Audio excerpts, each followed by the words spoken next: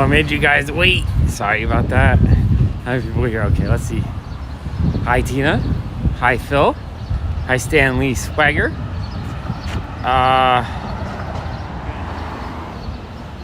Oh, Stanley, did I give you a wrench? I think I did give you a wrench. Hey, 4-color pop. See. Okay, I'm here. I'm here now. I think I got everyone. Hey, Iron Addict. Just gonna walk. Hey, Jason. Hey, Eddie. Hey, Kenneth. Everyone's coming on. The whole gang is here.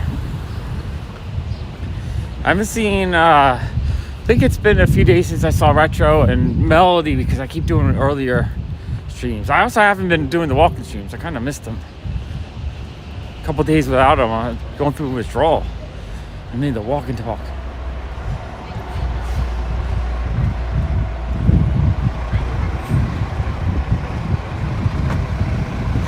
And we got Brian with his emojis.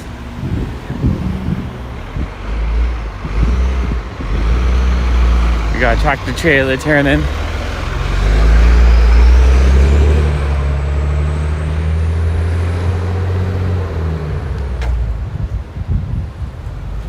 All right, Jason, I'll walk around. I'm heading in one direction. I don't know how far I'm going. I think I'm just gonna go up and then do a big giant loop.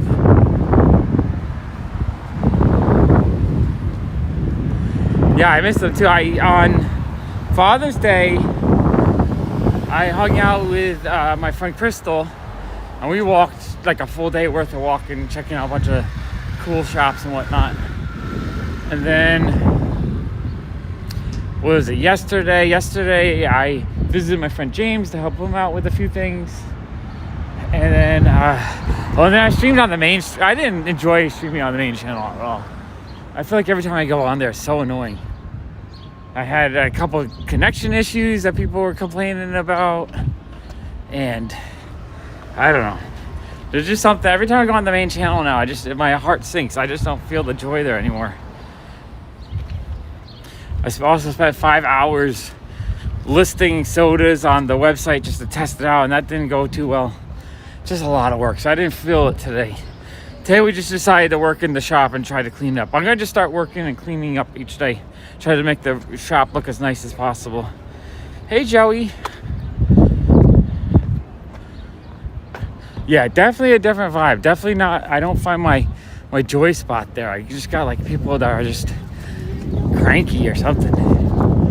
Like, I mean, a couple of you guys were there, and when you guys were there, like, I enjoyed your company. But then there are some people that are like bitching and moaning, like, oh, get a better stream. And I'm like, I can't help it. I'm already paying $250 a month. I spend more on my internet connection than I actually make on YouTube. Like, what do you people expect? Oh, hey, Ronnie, how are you doing? Hope you're feeling a little better. So, yeah, I don't know what to do with the main channel. Like, I would like to do more toy content there, but I also have zero budget at the moment. Kind of broke. Gotta work on selling stuff.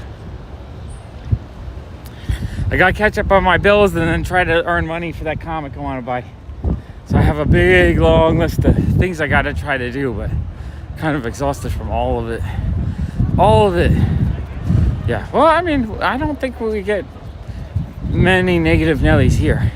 I think we're just all just hanging out, having a nice day. Appreciate all you guys.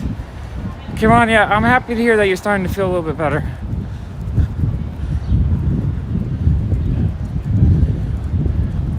Yeah, no, I just like, I don't know. I wasn't sure what I wanted to say. I was like, all right, I had spent 4 or 5 hours listing the sodas, and I realized I just don't like the process of listing stuff, even if it's kind of easy. Like, I feel like Whatnot is much easier for selling in general.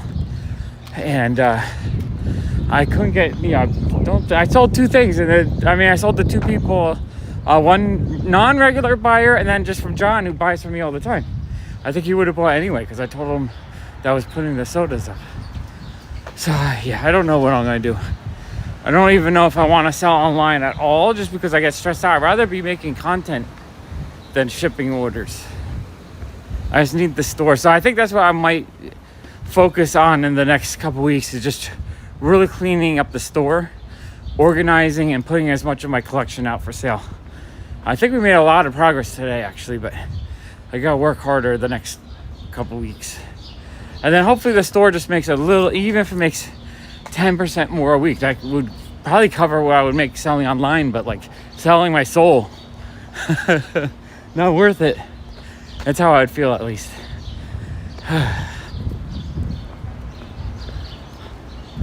So then today, I was just tired. I've been cleaning and organizing all day. I was like, you know what? I need to take a nice walk. I kind of missed you guys because I feel like I haven't walked in 3 days. I mean, I've walked, but not with you guys. And that's what I wanted to do. So how is everyone doing these days? I think there's another blue house I saw over here. Let's go find that blue house.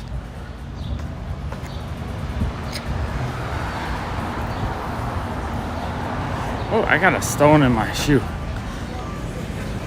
Yeah, it's definitely a lot of work. No matter what, it's a lot of work. But I like organizing the store. I kind of enjoy that. I like seeing progress where I can see, the shelves clean up. I like pricing out stuff for the store because I know I don't have to do that much work. The actual listing and taking pictures and all that online is the hard part. And then I start stressing out about the Funko Pops because, none of them are perfect. And one guy's like, just take more pictures. Just take more pictures. I'm like, it already takes me too much time to take one picture. Hi, Jason. I appreciate that. Jason gave me a ton of help last week. It was amazing. Jason, you rock. Oh, Jason and I are planning on going to a New Jersey Comic-Con this coming weekend. We're going to split the cost of the zip car. And I got us press passes. So we're going to go do an official, awesome comic hunt. My budget's going to be very low, but my fun level is going to be very high, I think. Oh, Alex, that's awesome. I'm happy you enjoy the videos. That's awesome. Alex, do you watch all the channels or you just watch the walking channel? I'm always confused, or not confused, but interested to find out where people watch. Yeah, I think it's going to be fun, Jason. Even if I buy 0 comics, I think just hanging out with you all day will be tons of fun. And just, I don't know, it looks like an actually pretty decent Comic-Con. It's not like New York Comic-Con, but there's a few artists I like that are going to be there. And it looks like a good amount of vendors will be selling. Hey, ACL. I don't know what my internet connection will be like, so I don't know if I'm actually doing a walk-in video or if I'm just going to do a pre-recorded video. Really not sure. I got to do something, though, because I got press passes. So I have to make it worthy of getting them. Oh yeah, Zipcar is like a car that will have, like, let's say this is the Zipcar spot. It'll have a permanent spot that you have to return it to, and you rent it by the hour, basically. I think we're going to just rent it for the day so that we don't have to worry about running out of time and whatnot. All right, awesome, Alex. I love making all of them. I wish I could get back to doing toy videos on the main channel because I miss doing like actual excited for toy videos. I just don't have a studio. Okay, I think it was over here by Comic Station. I don't think we're going to Comic Station today. I've done too much Comic Station this week. But I think over here I saw actually a really cool looking blue house the other day. Oh, it says they're closed today anyway. Today's a closed day.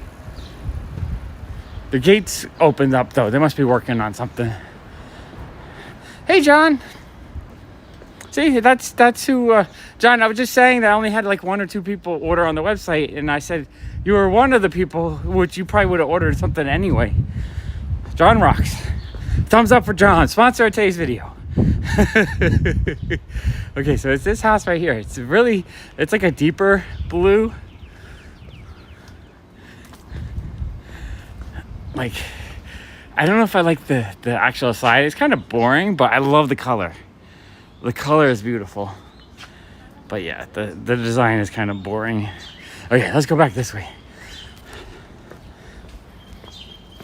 I like the other blue house because it has the fun like wooden siding and whatnot.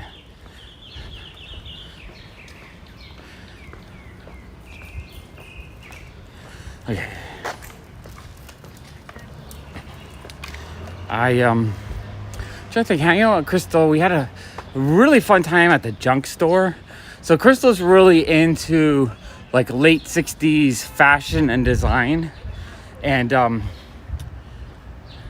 yeah, I never noticed all that. And the other day I was just walking by, I'm like, wow, that house is really blue. Also, she is someone who No, I appreciate your support, John. John, you are a super awesome dude. So I appreciate it. I put so much effort. I put 5 hours into taking pictures of all the sodas yesterday. So it's just like, I was kind of disappointed that not a lot of people want this stuff. But when I saw your order pop up, it made me very happy. But yeah, so my friend Crystal, she really loves late 60s, like she always wears late 60s fashion. She's so fashionable, really awesome lady. And it was The Thing. The Thing is what we went to. So, well, Crystal found the pile of photographs. And so she found one photograph of a beautiful like couch set and table from the late 60s. She's like, oh, I'm jealous. I want that. So we spent like an hour or two just digging through all the photos, piecing this woman's life together. It's kind of actually a lot of fun. It was super fun. No, not the junk store. Junk, I'm banned. I'm just never going to go there. I have no desire to go there. I'm not allowed to. Allison told me not to speak at that store because she doesn't want me to speak negative of anyone in the neighborhood. So I agree. But yeah, I'll just say I'm not shopping in that shop again. But yeah, The Thing was all right. Like The Thing, it's always like a game because you ask what the prices are. They basically said the photographs were between $1 and $5 a piece. And Crystal pulled out like 66 of them. So it was like, 66 of them at $5 each. Where are they going to ask $300 for the stack? So Crystal's like, yeah, I don't want to pay that. I want to pay like, she's buying pictures of couches and furniture and like a fashionable lady. But like nothing, like, and a couple cool Halloween and Christmas ones. So she's like, I want to pay like $50. So we asked, she was like, we take $50. And they gave it to her for $50. I thought that was pretty awesome. Yeah, the soda, I like the soda. They're okay. I'm just not as in love with them. General Funko stuff, I've kind of lost interest in it.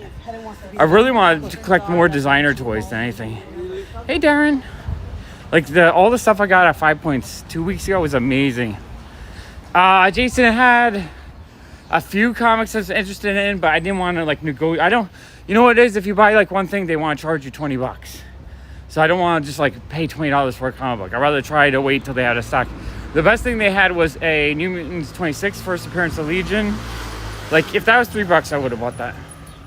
That's one of my favorite comics. I love buying that one. I just love the cover. Beautiful Bill Sienkiewicz cover. Just a gorgeous comic, but I'm not going to pay, $20 for it. Yeah, I do like that they take us. Oh, I didn't know there's a new season of Futurama. That's awesome. I still have to watch the last like 2 or 3 seasons of Futurama. I just never found time to watch it. I did see the last episode where they go into the alternate universe. That episode was beautiful, where like they lived their whole life together. Yeah, 26 is amazing. So they have it at the Thing, Jason. It was not mint, but it wasn't terrible. If you could get it for $3, that would be amazing. 20 to 30, probably not. Exactly, Jason. I was not really. So growing up, I loved the Bill Sienkiewicz, New Mutant covers. I thought they were amazing, but I didn't go out my way to read them all and fall in love with the characters. But when the show came on TV, that show was amazing. Legion is also, definitely one of my all-time favorite comic-related TV series. So I started collecting that issue like crazy. I probably have like 10 copies of them now. So yeah, first appearance of Legion has a beautiful cover. It's like, you know what the cover looks like, right? Where he's like holding his head and like his head's exploding and stuff. And it's like an orangey red color. Such a cool book. I need to find a few more spots to go look for comics. I feel like I've been hitting up these spots more often than I usually do. Normally I go to comic shops like once a month, but because of the walking channel, I'm going like once a week. Kind of want to go to Desert Island, but he doesn't let me film, or he doesn't want me filming in there. So I have to avoid that.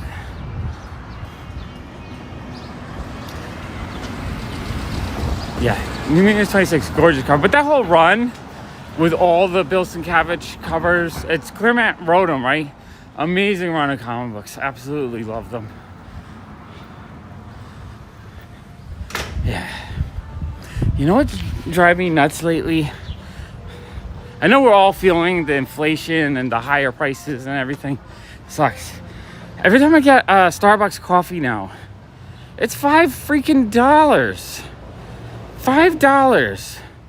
Like, when did that happen? I feel like every deli now wants $5 for a thing of Starbucks coffee. It's ridiculous. So again, it's so expensive.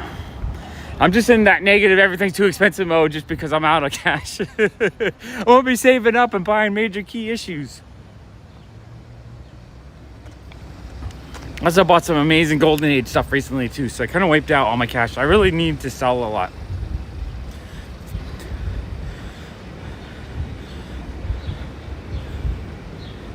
Oh, sweet.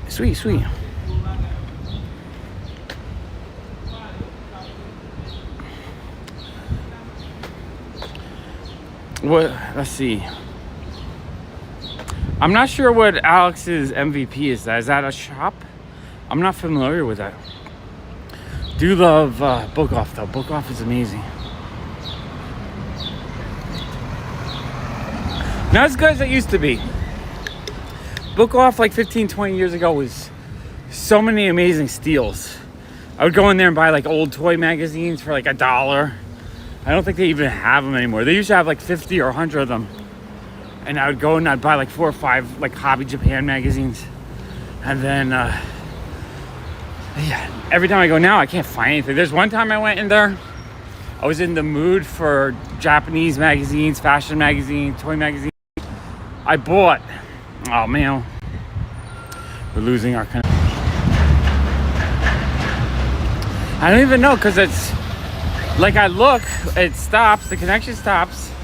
Then I look at my connection, it says I have 5 bars. I don't know if it's the app, YouTube, or what. But I want to just walk this way into like, I want to go somewhere we normally don't go. Up to the end between here and Queens.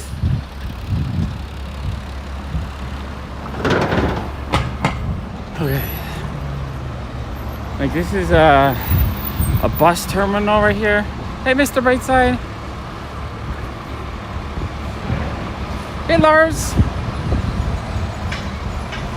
But yeah, I still enjoy Book Off because you never know what you're gonna find. But what I was saying, yeah, there's one time like 15 years ago, I went to Book Off and I was like, it's such a strong, I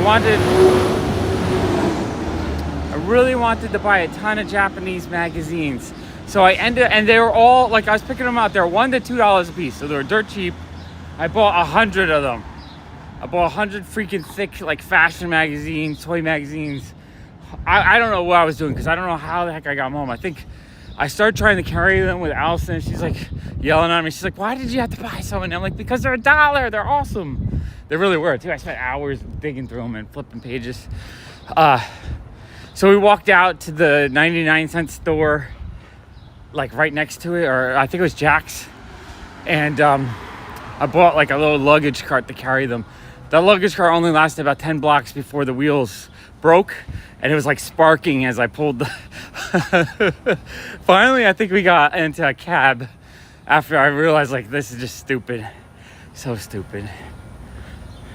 So yeah. I would like to do that again. Last few times I went to Book Off, I just didn't find anything because everything that was even halfway in...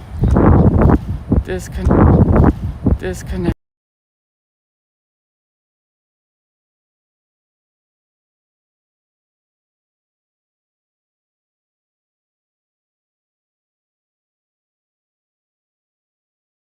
Okay, we're getting back.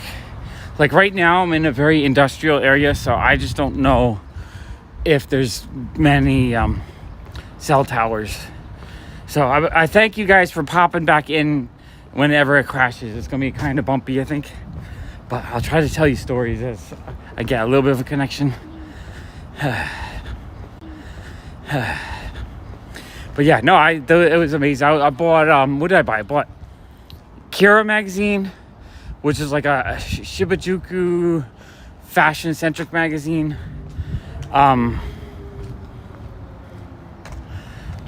Oh, really? All right, maybe I should go check them out again. Maybe they added a bunch of... What I want is Japanese toy magazines. And I want Japanese fashion magazines. And I want like really vintage Japanese manga. Those are the things I'm actually kind of looking for right now. I would buy some. I dream of getting that container and just going to Japan. In Japan, Book Off is like a major chain. I think there's something like 400 or 500 Book Off locations in Japan. I would love to take like a month trip to Japan to hit every Book Off. Just go to all of them with, a vehicle and a container waiting so that I can buy whatever magazine or book I saw for $1 or $2 and just load the fuck up. That'd be so amazing. I think this is the farthest I've walked up this far ever. I think we're just going to keep going till we hit the water, maybe. I have no idea. We're just going in a direction while we still have sunlight. I figure we'll go till we hit Queens and back. Right now we're on the very top edge of Greenpoint, right where all the factories are. Like this area I would not want to walk at night because it's very desolate. But we have a good hour before it gets a little too weird. I also thought maybe we could try to find the one bridge that makes the weird lights, just so we could see it in person. Like here I'm seeing I want to say the Pulaski Bridge. Jason, is this the Pulaski Bridge? This one right here? I think that's the one. Let's see if we can zoom in a little bit so you can see it. Yeah, right there. There's that bridge. So that's the bridge from Brooklyn into Queens right there. So if you guys ever saw when I'm on that one kind of major street in Greenpoint, it connects to that bridge. That's why that street's always really, really busy. Let's go to the ride. But yeah, we are in like a really, really like factory laden area. No clue. Okay. It's the mysterious bridge to nowhere. We don't know what it is. We got the sun is setting that way. Yeah, I think it's the Pulaski Bridge. I'm pretty sure that's what it's called. Not 100% sure. But yeah, I mean, I could just go to Queens right now if I wanted to. Walk over to Long Island City. And maybe one day I will do that, actually.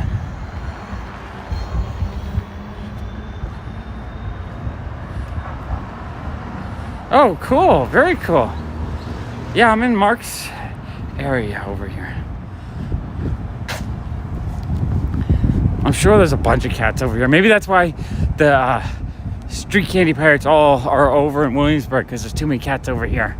But yeah, look over here. There's just like a bunch of trucks and like big industrial walls and stuff. Yeah, this area is just very desolate feeling compared to where I normally walk, but I needed a new change of pace. That's the one thing. Every time I walk, if I keep walking in the same area, I get kind of worn out.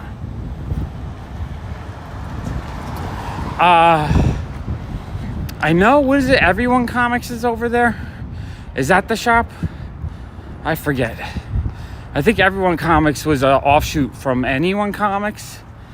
And I was there for a Queens comic party last year, but I haven't been there since. But from what I could tell, it's mostly just like a new release type shop. So not a spot I need to go to regularly. Because I mean, new releases I can just get anywhere, pretty much.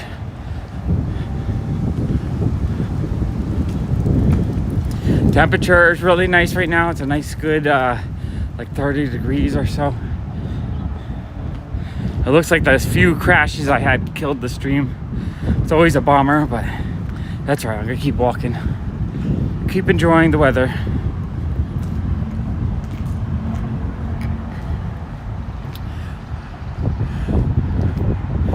This is a gas delivery business. Yeah, everyone. I was there when they first opened up. The Queens Comic Party had an event there.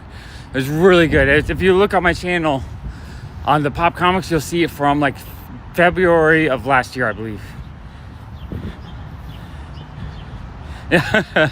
See, he's saying as if they're a dollar. They're kind of like I don't really do dollar bin myself. But yeah. So if they're $1, you'd be happy. At $2, like, yeah, I'll go to another shop. That's kind of how I feel. Yeah, so there's that bridge. That's kind of fun. I guess let's walk over this way. I have no idea. I got that kind of like, where the fuck am I feeling? Slightly nervous. But I want to explore. I want to see something a little different than I'm used to. Alright, that's one of my big goals in the next week.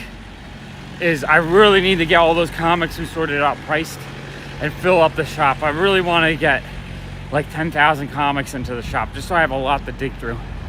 I was working on that a little bit today. We got all the pops off the floor, so everything's sorted. I think tomorrow early I'm going to pull out like 10 more boxes of stuff to sell and probably restock the pops and just get it cleaned up.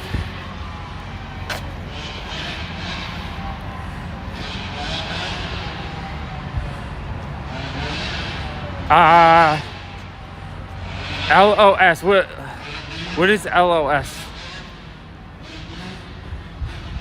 Or are you talking about just every comic shop? I would love to visit every comic shop in the city. I want to do that. Once I get the channel monetized so I can make like $10 a day, I'm going to definitely try to get out once or twice a week to every comic shop. And then eventually I want to travel the world. All right, let's go this way. See where we're going. You know, Jason, I just paid my sales tax, which wiped me out. And I'm going to have enough money to pay for the car and then maybe like $100 to spend. So I'm hoping this weekend I come away with a few choice Golden Age comics and or just a whole bunch of amazing, videos. Just a lot of great content. Yeah, LCS. Yeah, I got you, Mark. I understand now. I would definitely love to visit every single one in the city. My friend Sean visits all of them. Every week he's at a different location sending me pictures of what he's finding. I think he's a little bit overwhelmed with comics at the moment too. He's really trying to sort, and he's got to come by. I think he's coming by tomorrow actually to get some comic boxes I bought for him so he can get organized and get it all put away. Man, it's so different over here. This part of the neighborhood is just like factories and a few cars, no traffic. Like, I wonder how safe or unsafe it feels like at night, because it almost feels like it would be peaceful to be over here just due to the lack of people. Yeah, this one is everywhere. He'll be at Midtown Comics Outlet on Sunday, sends me pictures that we found Midtown South on Monday. New comic shops, like 5 of them on Wednesday or Tuesday.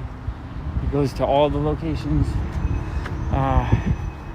See something very blue this way. They're just like a really blue factory at the end of the street. Let me see if we can see it. Like, I can't really see it too. I don't know if I want to walk over there though. I think it's time for me to start heading back to Williamsburg before the sun sets. But yeah. It's just like there's nothing here. Just a few people working in the factories. Very interesting. Yeah, just walking around and seeing out different locations is fun. You get to see toys and comics and all kinds of interesting stuff. And honestly, just being in different parts of Manhattan is kind of fun too. When we went to the we got industrial trucking. That's what we got going down over here. The day we went to go see the Ghostbusters house was really fun because it's just like really different. We walked through Little Italy, which was kind of amazing how busy and crazy it was. Oh, this is a marble factory. Interesting. All kinds of factories over here. But yeah, I would definitely love to just be in different parts of the city hunting for comics. And then eventually I would love to, like, at least once a month travel to different places for comics. That's why I'm really excited for this weekend.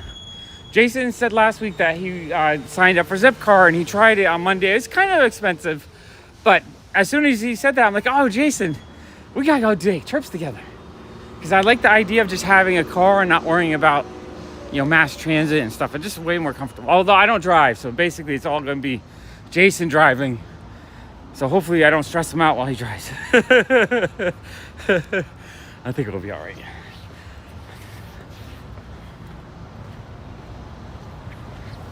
Oh yeah, you over this area, you'd be like, where the heck am I? Bridgewater, I don't even know where this is. But I mean, I know exactly where it is. I can just orientate with the sun and I can look at the city and figure out where I'm at. Man, they got a lot of street candy at this factory. Street candy galore.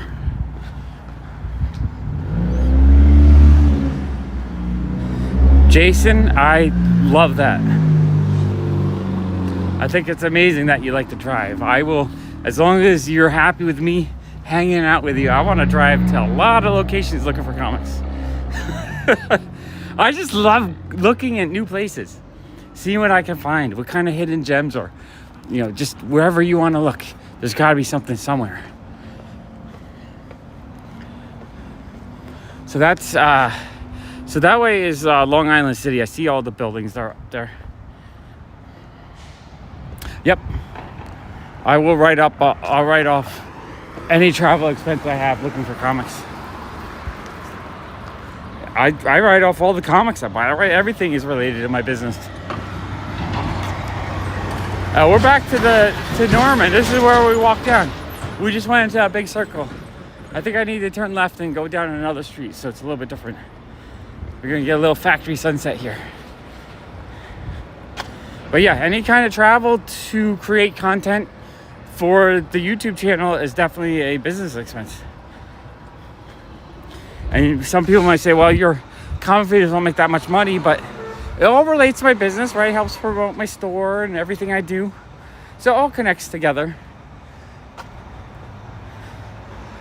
I wish the channel made more money so that it made more sense, but it's all good. I can figure it out. It's not like my travel expenses are that high anyway. I don't run around that often. But I'm hoping this year, that like this summer, I'm hoping to be running around all the time. It's really up to Jason. If Jason's up to running around all the time, I'm up to running around all the time. Oh, Lars, of course. You're very welcome. I always enjoy when you add information about stuff that I'm not familiar with, and you've experienced life a little bit different. Everyone's experienced, everyone has their own little, like we have a lot of things we experience the same, but we all experience things a little different. So it's kind of fun bringing all kinds of perspectives together and just having a fun time hanging out. I enjoy it. Yeah, Jason is awesome. I brought the wrong backpack. This one pinches my arms a little bit too much. I did ask Eric to order a whole bunch of his comic too, so I should have, I think this week or next week, 30 or 40 copies of Jason's comic.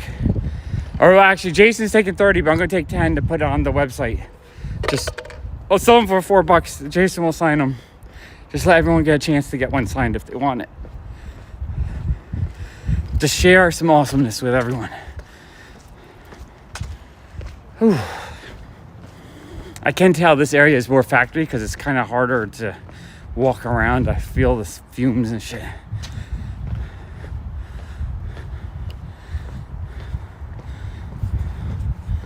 Yeah, I'm really hoping the walking channel takes off because I would love to travel the world looking for comics.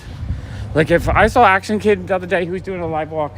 He had like 1,000 people following him around. 1,000 people walking around. That's gotta make, I don't know, he might make $100 on that live stream. $100 a live stream would be enough to do pretty much anything I want to do in the world. It's not enough to be rich, but it would be enough to pay for airfare, right? So I could go visit a place for a week, walk for 7 days, make $700, then pay for another week somewhere else. It'll be awesome. So So yeah, I'm gonna keep walking.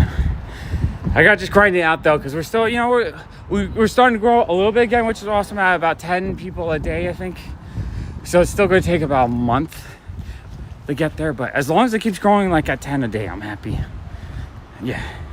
And Tina, I'll let you know as soon as we have copies, because I want anyone who wants a copy of Jason's book to be able to get one.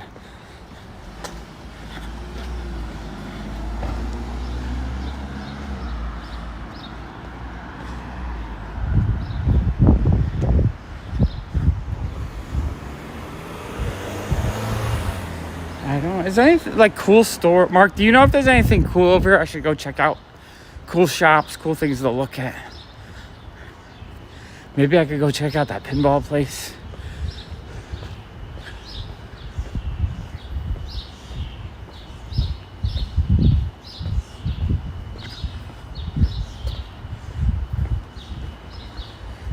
Whew.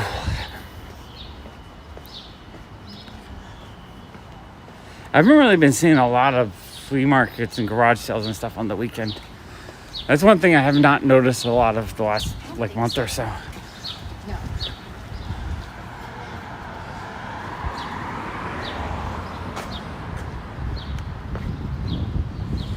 Yeah, we're definitely in a whole other area. I usually don't walk around this area. This is all a little bit new to me, or new as in I haven't been in here a long time. Which is fun. It's actually kind of fun seeing new places I haven't been to or haven't been to in a long time. Kind of want to visit this summer. I kind of want to visit my hometown. We could go visit the bookstore that I bought my first comic at. We could see some of my history. I can show you the location of where the other comic shop was. I know, I can't think of anything either. I probably would have known it already if I was, you know, I would have found out about it by someone. People are always telling me cool things to check out. Like, oh, have you been to that store, or to that store?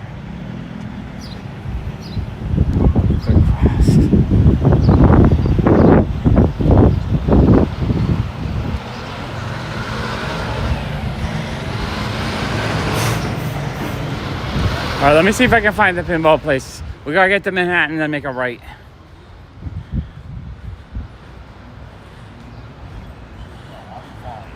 Yeah, that's a bit more of a trip, Jason. I don't know if I can take a 2-hour trip for garage sales for the weekend. It's all good.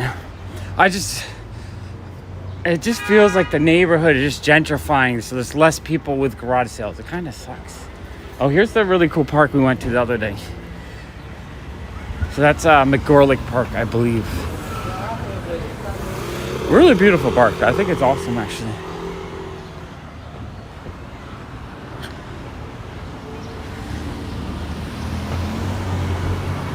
But yeah, when I grew up in Montclair, New Jersey, there was a ice cream place called Applegate's Farm, and they made watermelon sherbet, and it's the freaking best ice cream type product ever created.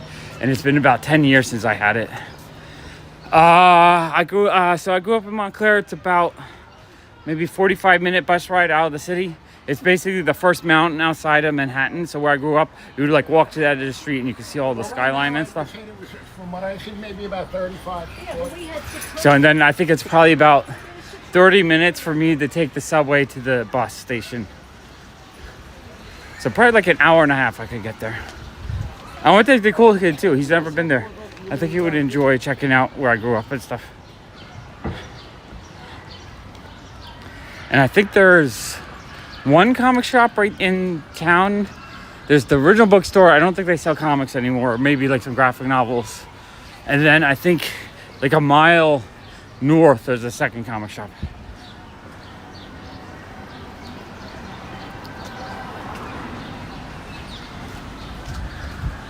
New Jersey is a ton of... Oh yeah, Jason, we can go, yeah. Yeah, we gotta go out on Saturday. We gotta go. Screw the Comic-Con. Let's just go get Applegate's Farm and get some watermelon sherbet. Best in the world. Actually, I would love to get a whole, one of the big containers of it and put it in some ice. Yeah, this neighborhood is very dog friendly. Lots of dog parks, lots of dog owners, lots of dog treat places, lots of stores let you walk in with your dogs. Definitely dog friendly.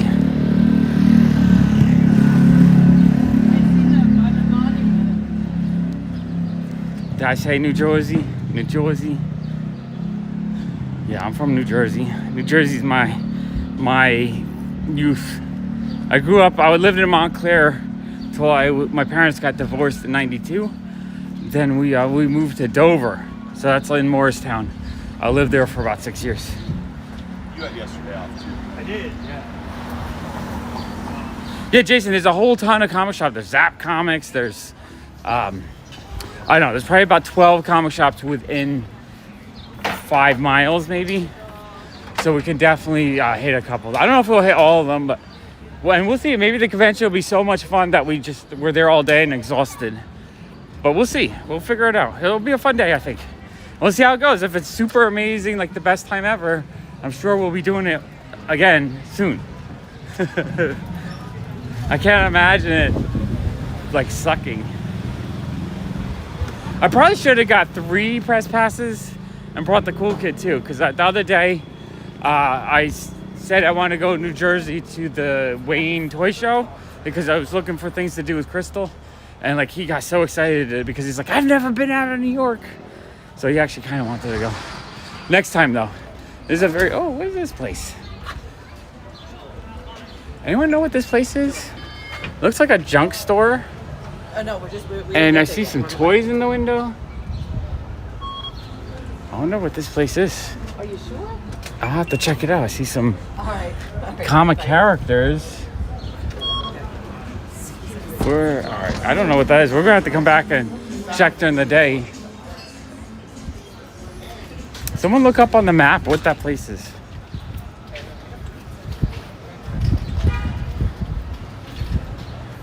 Nah, most people don't sound like they're from New Jersey. Most people don't sound like they're from New York. Like Allison, she doesn't sound like she's from New York until she calls up her mom or dad. Then she sounds like she's a freaking New Yorker. The New York accent goes on as soon as she talks to her mom or dad. It's so funny. How you doing? Yeah, it looks like, Jason, it looks like it's a really good comic-centric show. So I'm actually really excited for it. It's not like Brooklyn Comic Con where there's like no one. We're on Nassau and Diamond Street. So this is Diamond Street. This is Nassau, so it's a little bit north of Diamond Street. I'm gonna have to come back though. It looks like a fun junk shop or something.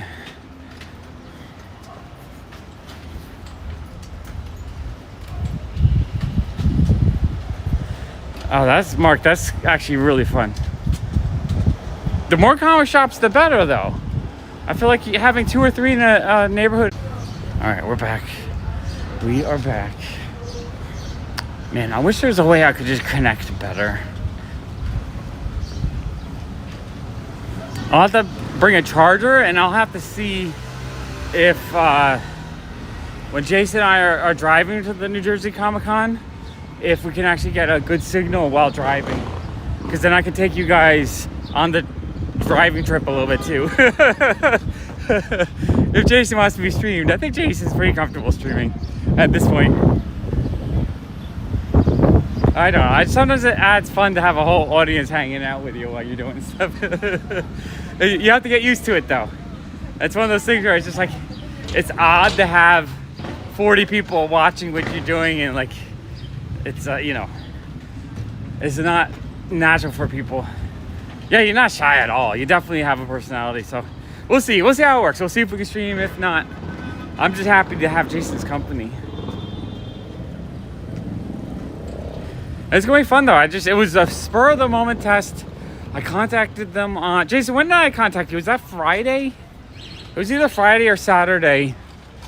And I was like, you know what, let me contact them. I asked if they had press passes. They said like, oh, we usually cut them off like a month ago or 2 months ago, but they said they would make an exception for me because I think my videos are actually ones that people watch. If you look up, Comic-Con footage, there's not a lot of really popular con footage type videos.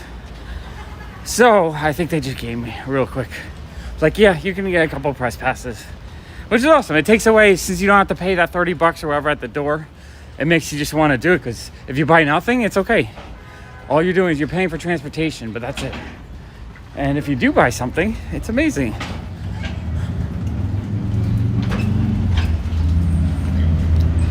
But yeah, Jason, don't worry. I don't plan on breaking the Zip car's axle. I'm gonna be very conservative. I'm not gonna, like, if I see the best dollar bin ever, I'm not gonna buy it out. I'm gonna be like, all right, maybe I'll buy 10. It'll be so hard though. What I'm mostly going to try to do is look for golden age stuff, because I think golden age, like, I'd be happiest with, and just like dollar bin stuff you can find almost anywhere. Yeah, I have a power bank. I'm gonna bring extra chargers. I'm gonna bring a little bit extra everything. No, I haven't watched Rock, Paper, Scissors, Jason. What do they do? Just comic calls, like comic hunts, that kind of stuff, or?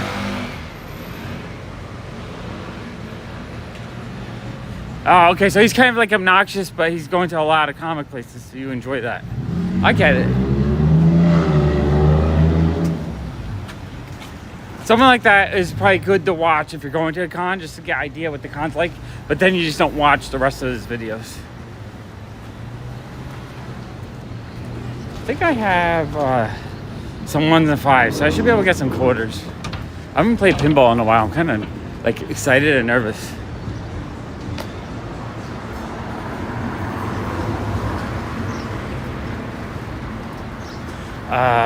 I think it's this way 4 blocks maybe?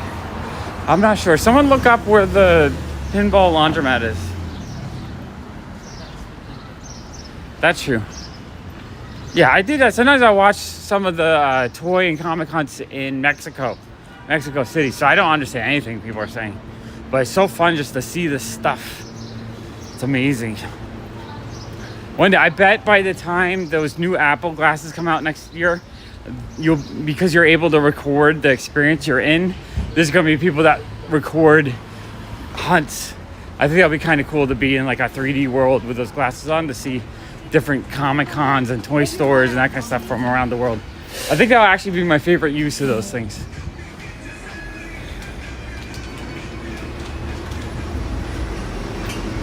So we got the nail gallery.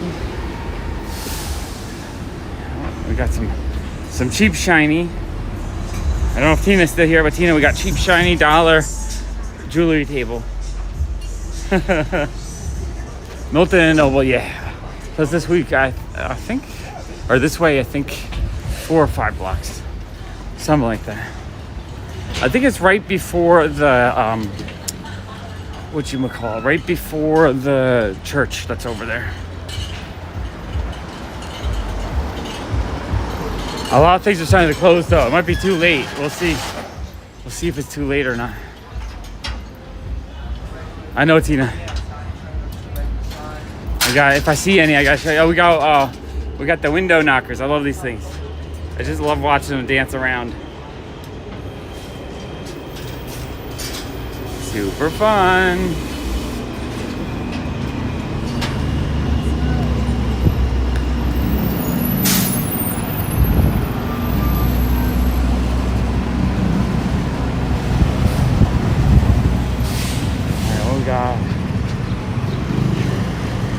Some kind of town hall thing.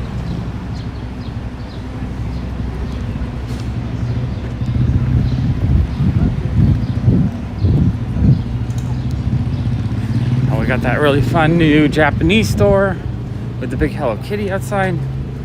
We'll look at it from over here. I love this store just looks super cute. Super cute looking store.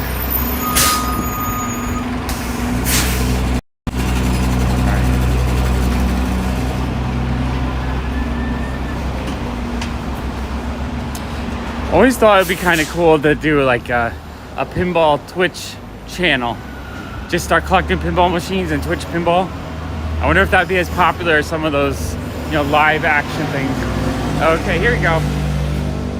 We got lots of shiny Shiny, shiny. Let me zoom in for Tina. There we go. We got some blue shiny. I think that's right up Tina's alley right there. We got some other stones. That looks fun. And then there's a whole tray here of blue stones. And then, oh, that one's nice. We got lots of fun jewelry here. Super fun. What do we got here? We got a whole bunch of bracelets. Yeah, turquoise. That's it. Turquoise. Turquoise. Oh, and then we have lots of little just tchotchkes. Let me go back to Wythe Ave. There we go. And coral. Super cool. I wonder if it's, yeah, just a big old jewelry store.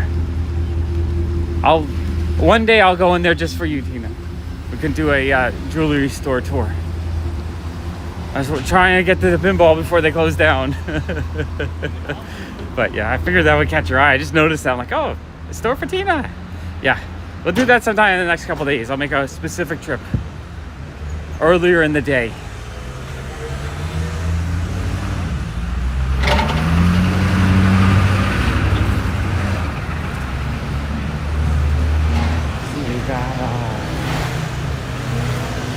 Actually, let me go back to widescreen so we can see the street a little bit.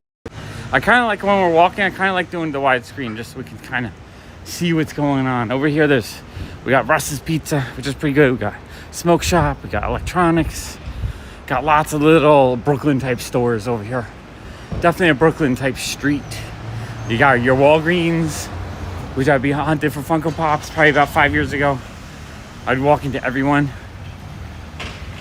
Yeah, I won't make the trip on the weekend in the middle of the day. I'll have to do it at some other time. What days don't you work, Tina? I'll make a trip on one of those days.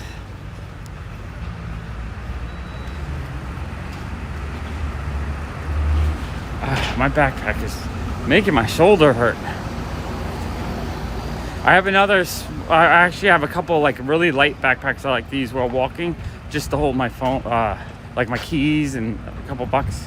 I have my more hefty backpack on right now, but feels kind of too heavy. Oh, you know what? I kind of want to go into the DD's. DD's is like a discount store, and sometimes they have really cool toys. Not that I've been buying toys lately, but I kind of want to look. Tuesday, Wednesday, okay. Oh wow, really? Man, finding musical instrument. And would Mark, did it work well? Because that sounds like some amazing street candy. We found a stack of records here a couple weeks ago. I grabbed 3 or 4 for the shop, and then Jason grabbed 3 or 4. I brought them to the shop, and he picked them up a week later. So you never know what kind of stuff you're gonna find on the curb. That's the one cool thing about New York is it's you can just find amazing stuff. Yeah, Lance, it's really, I don't know, it's just a really fun neighborhood to me.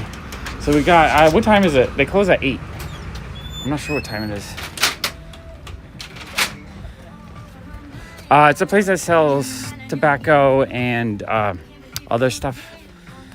The now legalized kind of stuff.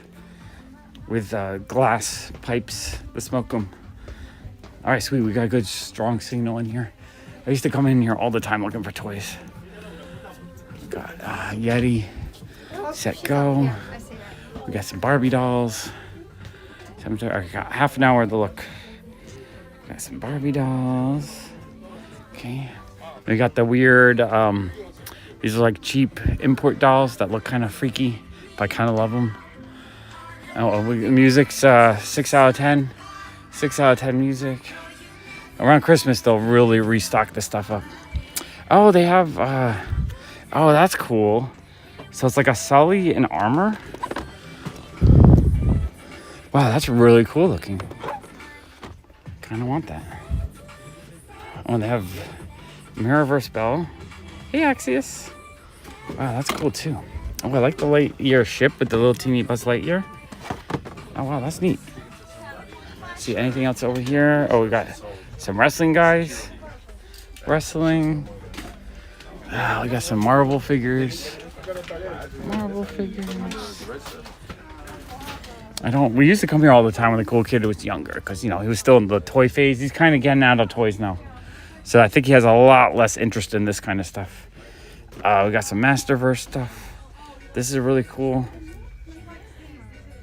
I don't think they have... No, this store has actual licensed stuff that's just, you know, like overstock. They don't really have bootlegs here. I'd have to go to Chinatown to find that.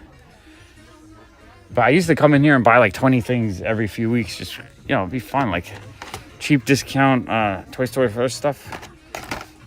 Yeah, it's very, very tight in here for sure.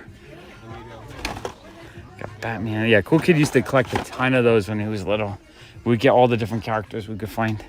And we'd hunt them down at different places. I miss those days a little bit. Oh, we got some Pokemon. Oh, okay. Oh, maybe I get the cool kid a Rowlet because that's his favorite. Yeah, I think I have to get that. Yeah, I'm gonna get that. I'll get that for him. Do you have any mugs? Anything over here? Okay. All right, we're gonna get that. $5.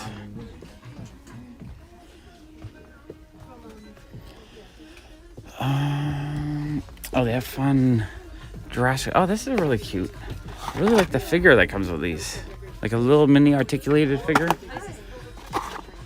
Oh, wow, these are really cute. I like those. Those are nice. Yeah, if I had a bigger space, I'd be just stocking up on all these toys. Awesome. Yeah, really strong signal. It's awesome. It's actually better than it normally is. They must have a good boost. Okay, I'm gonna wait in line.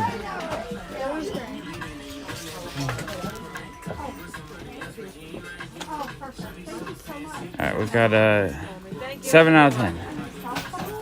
7 out of 10. I don't know if I'm gonna get hit by a strong copyright strike, but 7 out of 10. 7 out of 10. We're on the Pop Walks channel. 7 out of 10. Hello. Oh. Okay. Una caja de regalo. Sí, como para meter algo de regalo. No. Text, ¿no? It's everything Yeah. text. Solo tenemos las bolsas. Solo Sí. $5, 43 cents. Here you go. Could you see his rating? I have to put up my sign. Signs. My signs. I made signs that I have to put up. Is that my truck? $10. El Jefe is back. El El Jefe hasn't What do been you here for a mean? week. A week I haven't seen El Jefe. 57. So just give me 2 minutes. Okay. I'm gonna get my thingy.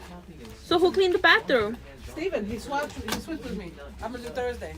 Aw. Why you want to get 350?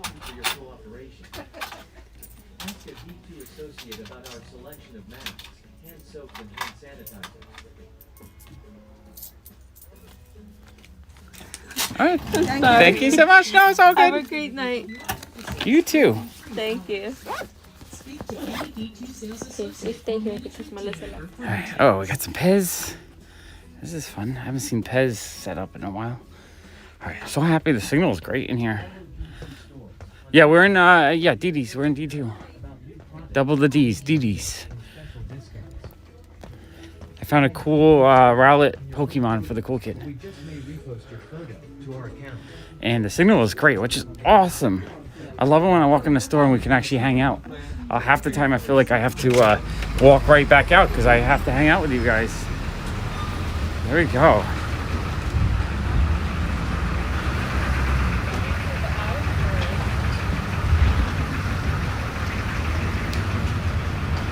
Yeah, like I've tried to go into this store and it always disconnects. And another smoke shop.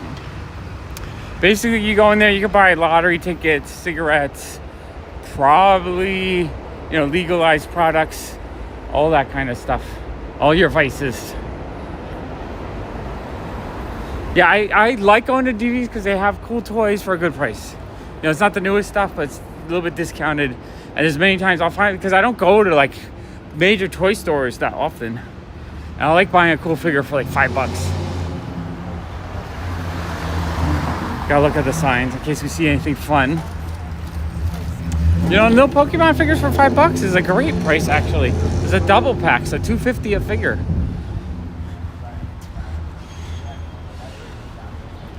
I don't know if I've been to Lot Less. Where are there any Lot Lesses in Manhattan, or are they all in Queens or Brooklyn? That I'm not sure. Oh, I hear the subway.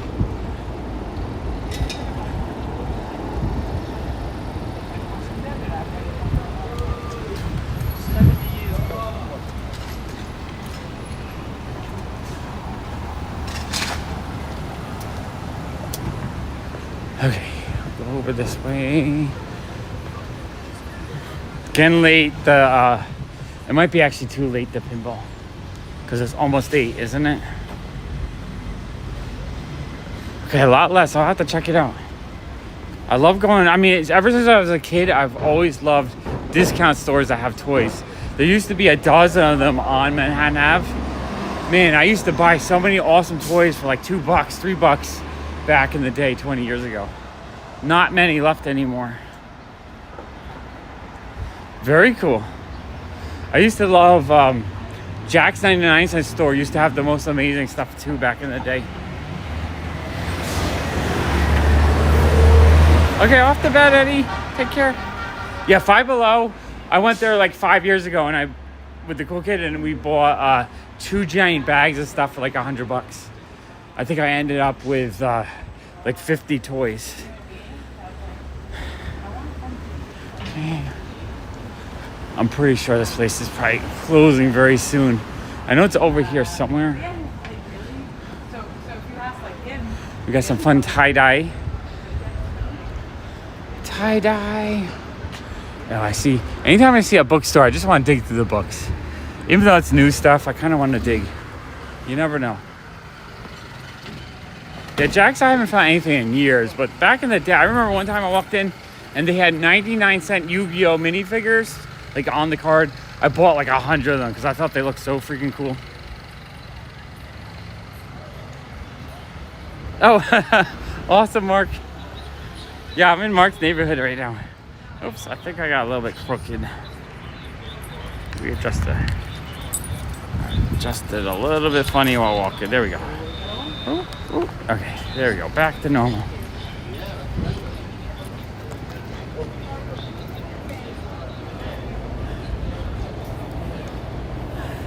Yeah, Five Below. Yeah, my son's getting too old now for toys, but he thought it was amazing. I thought it was cool. You go in and like stuff's like $1, $2, $5. Just like so many amazing cool things for cheap. They used to, in the 80s, there's a place in. Whoops, my stabilizer is getting tired. All right, there we go.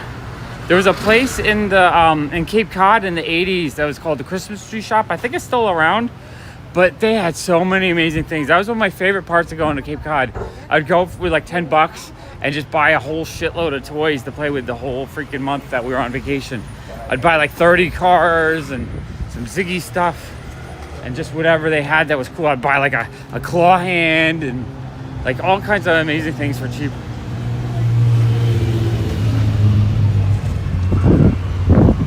Got McDonald's. Oh man, we had McDonald's like a month ago. It's not the same. It's not what it used to be. I feel so bad for anyone that eats it today. Everything is smaller, more processed. I kind of want to time travel just so I can go to like a mid-80s McDonald's. I want to go to 1985 McDonald's and get a proper thick chicken nugget with proper fries that are actual thick and not like pencil thin. They're like potato chips now. They're not even fries anymore. It's ridiculous. Okay. You know, I think I went too far for. I think that so the pinball place was closed. I think I walked right past it. But yeah, now the smoke shop. See, Spider-Man and Alvin and the Chipmunks wearing a wonderful sweatshirt. Okay, let's just go through some of the side streets. I think it's too late for pinball. No, Jason, I want to go and I want to go in 1986, live for a month. I'd get, Wendy's, McDonald's, Burger King, just anything. I'd get candy at the store, and I would enjoy all those flavors and tastes I used to have. That just not the same anymore. Yeah, it used to be, wasn't it a Burger King like 10 years ago? It used to be a Burger King right here that wrapped around McDonald's. And we used to go and I also be in the mood for I want fries from Burger King and a burger from McDonald's, and we'd go into both. It's kind of ridiculous. It's kind of funny, but kind of ridiculous. Yeah, no, McDonald's fries, when I got them in New York, they're pencil thin. They're super thin. They're not the fries I grew up with.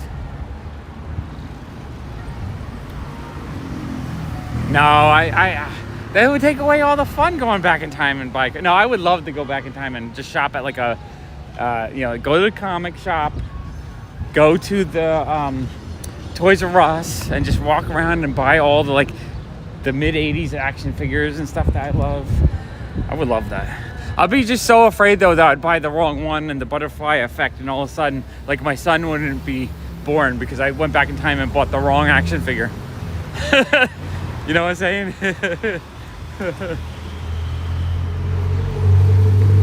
Yeah, no, I don't really eat McDonald's at all. I don't like it. I don't like the way it makes me feel. It's kind of gross. And I don't go there very often, but my son likes it. So every once in a while when he buys it, I'm like, oh, can I have a fry or can I have a chicken nugget? And then I eat it. I'm just like, oh my God, what is this? And then he rants and raves how amazing it is. Oh, thank you, Mom. Thank you so much.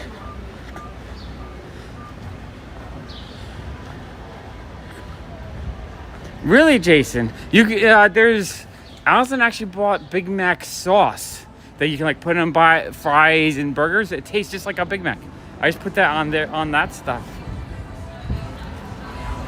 I don't know what my mom sent me. It's my birthday in a few days, so I think it's a magical mama present.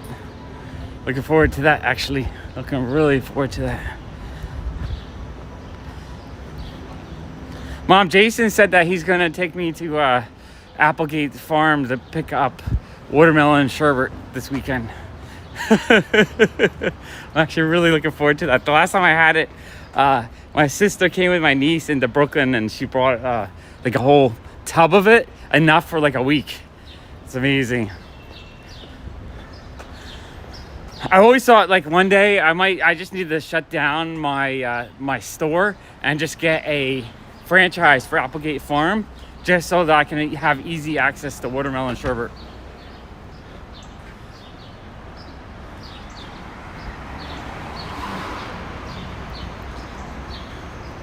Thank you, Tina. Thank you, everyone.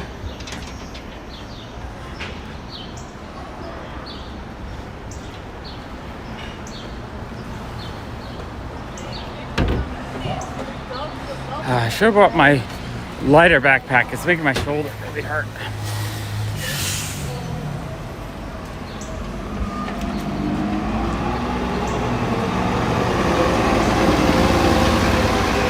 Yeah, I miss it. It's been 10 years, 11 years since I had it last.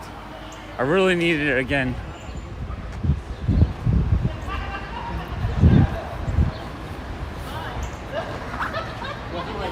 You know what? What street am I on? Is this Greenpoint Ave? Jason, did you see if that store was a junk store or not?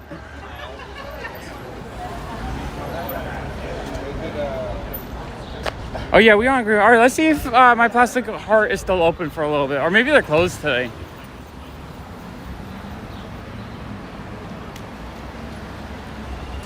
I mean, I don't know which one is healthy. I think they're about the same amount of sugar and not so good for you. I'm an ice cream addict. I probably beg for ice cream all the time. I would get strawberry shortcake bars. I would get Italian ices. All right, I'll look at it later. I'm not sure if it actually exists or not. Cookies and cream, bubblegum ice cream. It was, I always tell that story of my brother trying to charge interest on selling me X-Men 199. It was over ice cream because he wanted more ice cream. Yeah. I'll figure it out. It might just be like an old shop that's not even open anymore. That just has stuff still in the window. That happens sometimes.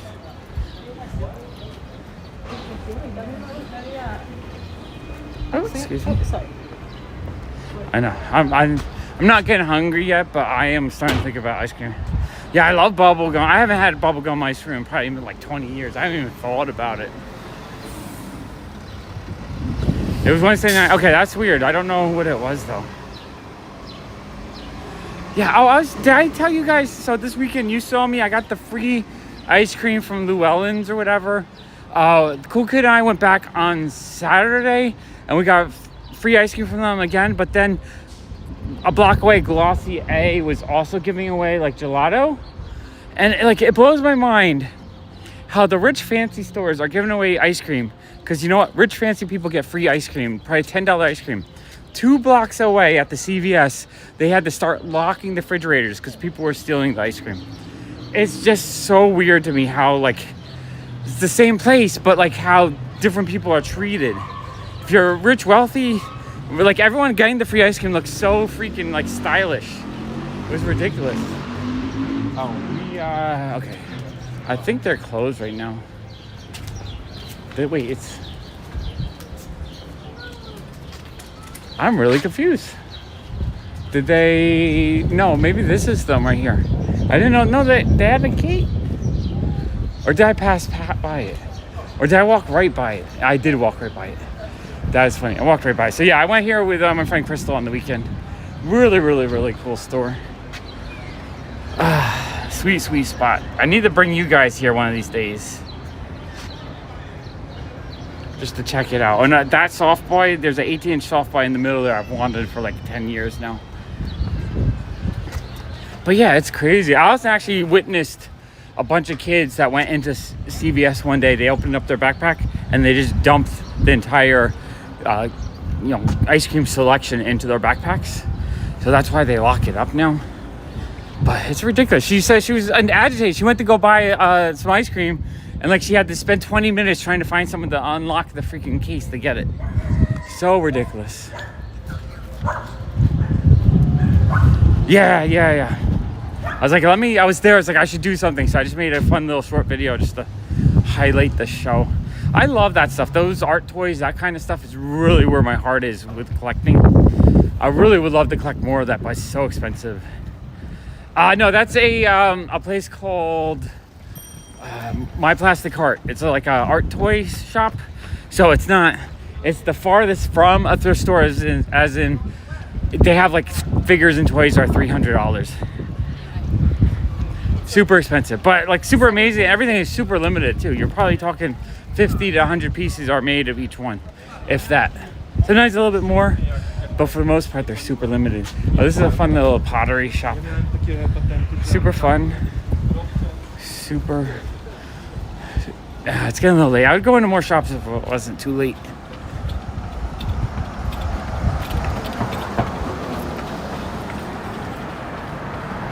A thriftless store. Yeah, there's no thrifting in there. You know what's funny? I was with Crystal. Crystal, she collects those like really fun late 60s fashion. Oh, disconnecting. All right, we're back. So yeah, my friend Crystal, she collects and wears really fun late fashions. We went to the flea market that's over here now.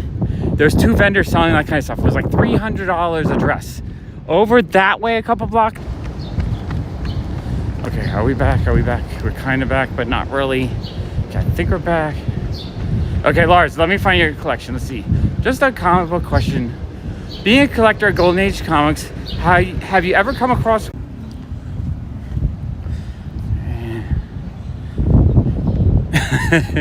She warped my reality and destroyed my connection. Come back. Yeah, Dee Dee's had a way better connection in the middle of the street here. Okay. Lars, I have not heard of those comic strips, so I'm actually not sure if I've ever seen them or not.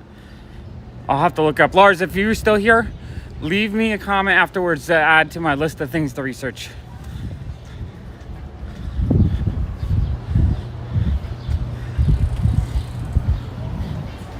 Is that a bad attendance joke, Jason, or was that just a flash joke? Because it could go either way. We're gonna go this way. We're gonna try to find the connection over this way. Oh man, I hate when my connection goes down.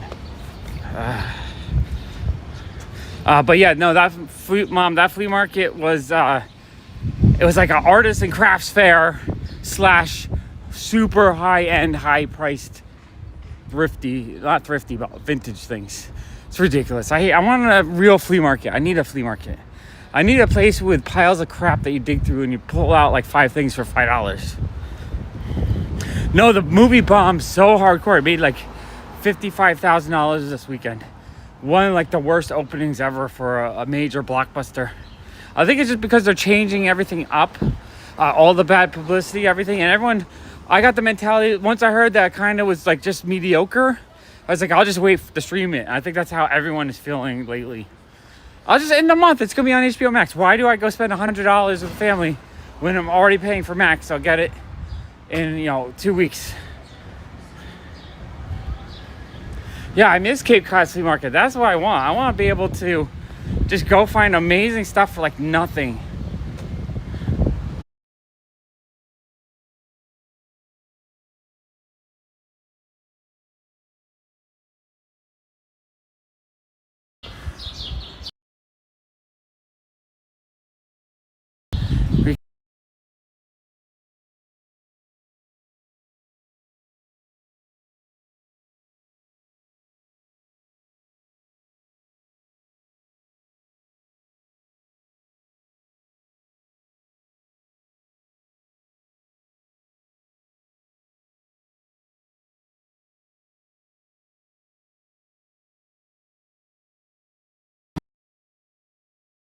We're back. Are we back with a solid connection? I think we're back.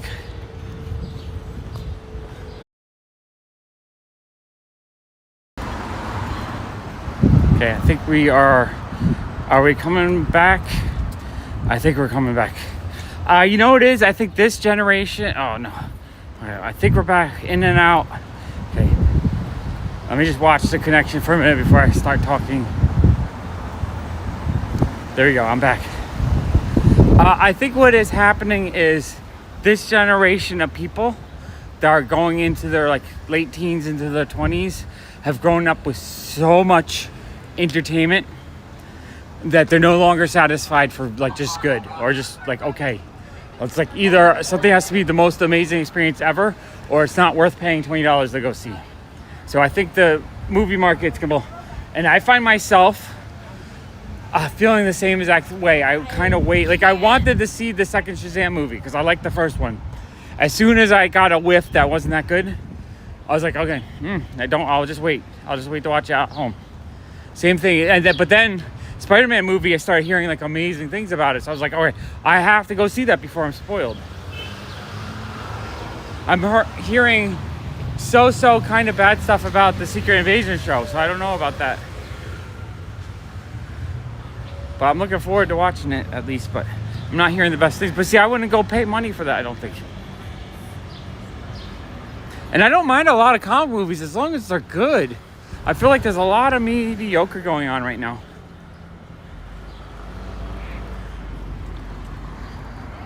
Yeah, well, the thing is we have the Netflix model where you drop 10 hours of TV. Oops, I think my batteries are going down. Netflix drops 10 hours of TV that you watch in a weekend, then you forget about it, right? I think I like shows that come out weekly because at least you can have a little bit of excitement for it. But yeah, there's a lot of like, season 2 of Sweet Tooth, I haven't been able to get through it. I just got so bored with it. It just didn't feel good. It didn't catch me the same way the first season did. Yeah. Well, or it doesn't have to even be a major Marvel or Star Wars movie. It has to be something that people are raving like, oh dude, you gotta go see it, and like I don't want to be spoiled because there's something amazing in it. Like that's what I want to see.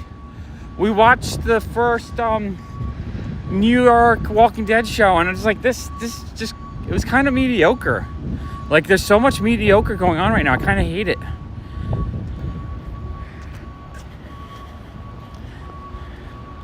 Yeah, I think Elemental bombed too. Yeah, and a really big handful of napkins because I drown my popcorn in butter. But yeah, it's $50 for the, like, between the three of us, it's like $50 for the tickets, and then like $35-40 for the popcorn, candy, and soda. It's ridiculous. Yeah, the new Pixar one just came out. I feel like there's a lot of stuff coming out this summer, and it's all gonna bomb. I think this is the summer that's going to really change the movie industry the way it's going, honestly. Because if every time they release a movie, if it only makes $50,000 in the theater, I mean $50 million in the theater, and they spend like $200 or $300 million to make it, that can't sustain. They're gonna have to really focus on making really good movies, or just not make movies. I don't know what's gonna happen. Like, it almost feels tragic because we might end up just watching AI entertainment in like 5 years. No more new stuff because it's not worth paying for anything. So we plug in, I want to watch a zombie apocalypse movie set in the 70s starring Steve McQueen, but I want to center it around an ice cream factory. And then boom, you have a movie that you watch and it's halfway entertainment. And if you hate it, you're like, this version sucks. Can you change it, make it a little bit more action-packed? And then boom, it gets better. Like, you're watching a movie, 10 minutes in, you'll change and it'll just get better, or it'll change. Now, Oppenheimer, I am really looking forward to that because I do love Christopher Nolan movies. They're some of my favorites. I don't think he's let me down yet. So I'm actually really looking forward to it. And like, I'm kind of obsessed with nuclear explosions. It's kind of weird, but just like the history of it and all that, like, it's so terrifying that like I'm obsessed with it the same way people might be obsessed with like mass murderers or something like that. But the footage so far you see of the special effects of the nuclear explosions is just like terrifying, like amazing. All right, the club's popping. I'm gonna give it 7 out of 10. Oh, I haven't seen AI Simpsons. I'll have to check it out. Yeah, I heard that they're gonna pull back, but I hope that means that the movies get really good because I need them to be better than they've been so far, the last phase. I feel like they've been, well, no. Guardians of the Galaxy was a perfect movie. That was a great movie. Thor kind of sucked. Ant-Man was okay. I enjoyed it. It was entertaining, but I didn't feel like I had to pay for it. I did pay for it. I kind of wish I had just waited. Black Panther was okay. I liked it, but it wasn't perfect. And what else? Black Widow just felt like it was in the wrong time. I was like, she's dead. I don't care about the character anymore. What else? The Eternals was like kind of god awful. Like, there's things about it I liked, but overall it was kind of terrible. Like, at the rate they're going, I just haven't felt like there hasn't been any movie recently that was really good, except for the Guardians of the Galaxy. Oh, and the Spider-Man 3 was really good too. I feel like Spider-Man 3, Guardians of the Galaxy, and the new animated Spider-Man have been perfect. I need more of that. I need more really good movies. Exactly. Guardians of the Galaxy 3 and Spider-Man 3 are the two that were like amazing. Everything else has been kind of mediocre and garbage. Not garbage, but like, I don't want to spend $50 to go see that. Like, seeing it at home on Disney Plus is fine. It's like a made-for-TV movie. I'm happy. But like, paying big money for that? No. Not at all.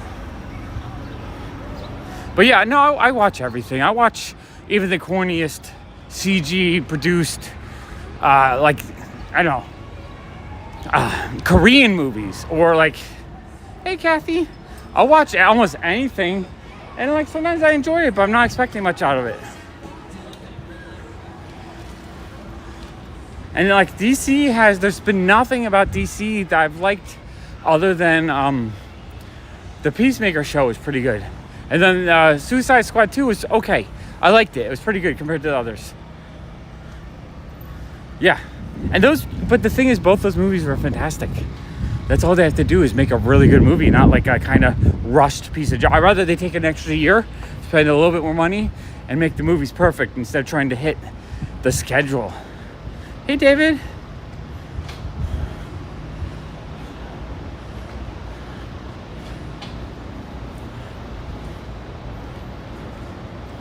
Let's see, back when you grew up, you saw most of, I mean, when I grew up, the Disney animated movies you would see like re-released into the movie theaters. I don't think I actually saw them on VHS. For Chronicle, was that the movie done by the guy that did the Fantastic Four movie? Because I think I kind of liked it. It wasn't great, but I liked it. See, I think James Gunn will be doing really interesting things with the DC universe. I have high hopes for what he's going to do, because he's always done fun things and he makes weird, goofy characters interesting, right? I like the Suicide Squad too. He made like Polka Dot Man fun, right? He made Killer Shark an interesting character. He turned the insane and the goofy into something entertaining. And that's like, I feel like a lot of people aren't able to do that. And he did that with Guardians of the Galaxy.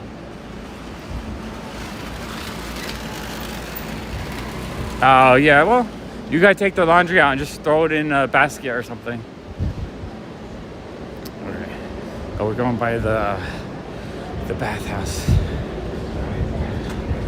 That's so weird.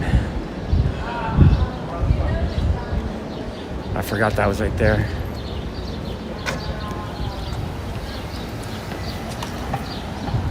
Brightburn, I liked. I thought it was a good horror movie. If you went in it thinking it was a superhero movie, you would have been disappointed, because it was not a superhero movie at all. But for like a thrilling, terrifying horror movie, Brightburn was good. I watched it with the cool kid. Like, I wasn't expecting it to be that bad. It was so bad that he was censoring it for me. He's like, "Daddy, I gotta cover your eyes." It was funny. The one scene when the light breaks and the glass goes into the waitress's eyes, it was so queasy. That place is super weird to me. I don't get that place at all. I mean, I love Daredevil. He's one of my all-time favorite characters, so I liked the Ben Affleck movie, but I didn't love it. It wasn't the best.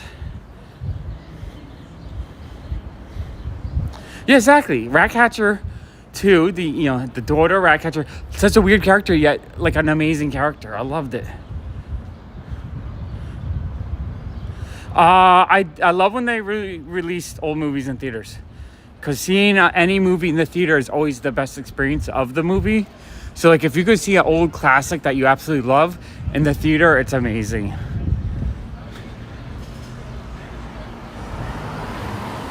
Yeah, no, the Daredevil television series with Charlie Cox was the ultimate Daredevil. Like, the Ben Affleck is nowhere near as good as the show, I think. But I'd rather watch the show 5 times over before I think about the movie again.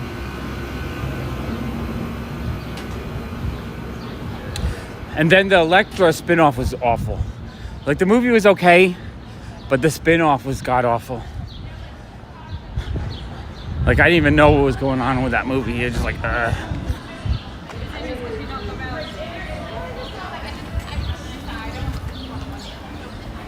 Well, Zombie, in New York City plays old movies.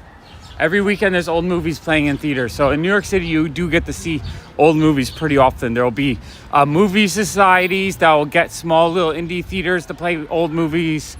My friend Spencer treated me to an old... drawing a blank on the actor. The guy that was in Jaws. Not the main guy. What's his name? Richard Dreyfuss. It was a movie he was in, and it was really good. It was really fun to see it in the movie theater. Yeah, it's good. See, any movie, especially something like 2001 that's so trippy and amazing, seeing it on the big screen just makes it that much more interesting. One thing I really need to watch, I haven't, is every year the Japanese Society hosts a series of Ghibli movies in the theater on the big screen. I really need to take the cool kid one of these years. We gotta go see some of our favorites on the big screen. Music, I give it a 7 out of 10. Everything's 7 out of 10, but I'm gonna rate this one 7 out of 10. So it continues to be 7 out of 10 as I walk by. Hearing the music, 7 out of 10. I do not recommend it, but it's not bad. But you might hear it while you're walking by that restaurant. full review of that movie. Yeah, I mean, it kind of will break my heart if movie theaters just do not become a thing anymore. But I feel like, especially this summer, look at how many things they are releasing. Like last weekend was the Pixar movie and The Flash the same weekend. I don't remember having 2 major releases in one weekend ever like that. That was crazy. Yeah, no, the first 2 Blade movies were Guillermo del Toro movies. Love his movies. He's a great director. You know, his Pinocchio movie that came out last year was amazing. But then they tried to cash in and got some other director to do the third one. It was garbage. They shouldn't have done that.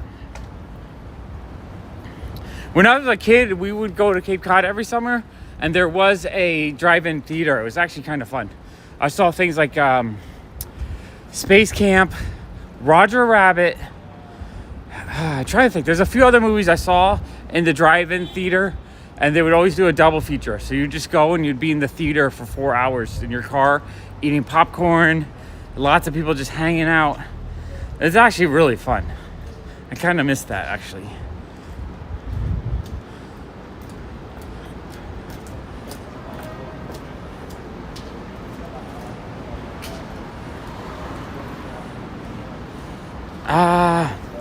I don't know if I actually saw The Losers. I know I have all the comics. I actually never saw the movie itself. I'll have to check it out. I didn't see John Wick 4, though. I do want to see that, though. I do like the original 3. Comedian, the Watchman was the same guy who plays Negan. What's his name? I'm drawing a blank. Geez, why am I drawing a blank? What's that? He's a great actor. He's fantastic. Batman. Oh, we didn't see Batman. Was it Batman 2 or 3 in the theater, maybe? We didn't see Batman 1. We saw at on my birthday, I think. Yeah, no, that's a funny story. My grandma, I went to see Batman. Mom, it was you, me, Grandma, and Larissa. Did Josh come? I don't remember. But we went to go see Batman. Like halfway through the movie, my grandma leans over to my mom and she whispers, "I think Bruce Wayne is Batman."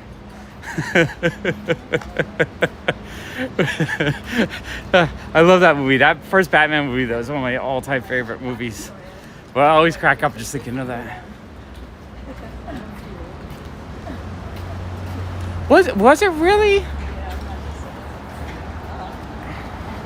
I can't remember the so maybe it was. I always thought it was maybe the second one. So I guess it was you, me, Larissa, and Grandma then. It was just the 4 of us. Yeah, I don't remember seeing Batman at the drive-in. That's so weird. Yeah, Jeffrey Dean Morgan. That's it.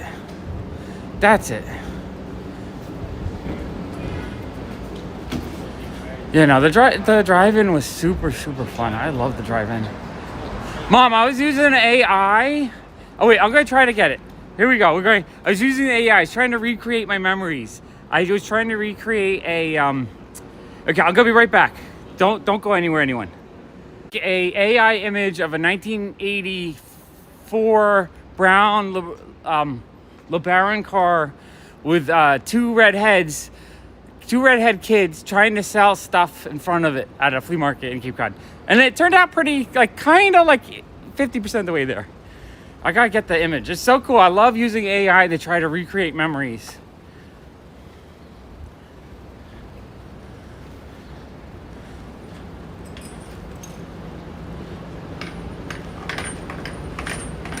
Oh, I always thought Grandma was at the first one. Because I kind of think that the drive-in was for the...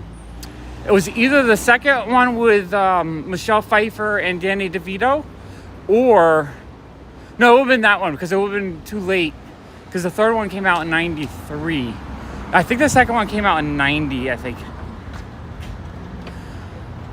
Yeah, I'll send you pictures of it. I couldn't quite get it perfect how I wanted it, but it was 50% of the way there. It's super fun. I was also trying to create memories from when I was really little in Orange. Just there's two memories in my head, and it's the only ones I can really remember. Is one, I remember, I think you guys had a porch on the second floor, because I kind of remember laying down on your bed and falling asleep. It like scared me. Something happened. I think it was like lightning or something. And so I have that strong memory of the sky being kind of orange and then lightning and then falling asleep scared. And then I had another memory of the bathroom being really big and pink. I think it actually appeared in my dreams. Yeah, Jack Nicholson Joker's in the first one. So yeah, if you remember that, that's so weird. I don't remember. We might have seen it in Cape Cod. I don't remember. I always thought we saw it in the Claremont. It's so funny how... No, I know that was East Orange. That's what I'm saying. I have two memories of when I was really little. I have these... occasionally it pops into my dreams where I look up and there's this massive pink bathroom. So I must have been like, a 2-year-old and the bathroom just looked massive. So it shows up in my dream occasionally. I'll have these massive pink bathrooms. It's crazy. No, the first Batman movie, I absolutely fell in love. I started buying all the toys. I think my mom bought me the VHS that Christmas, and I watched the crap out of that movie. I watched that movie so many times. It really, that movie just changed my love of superheroes.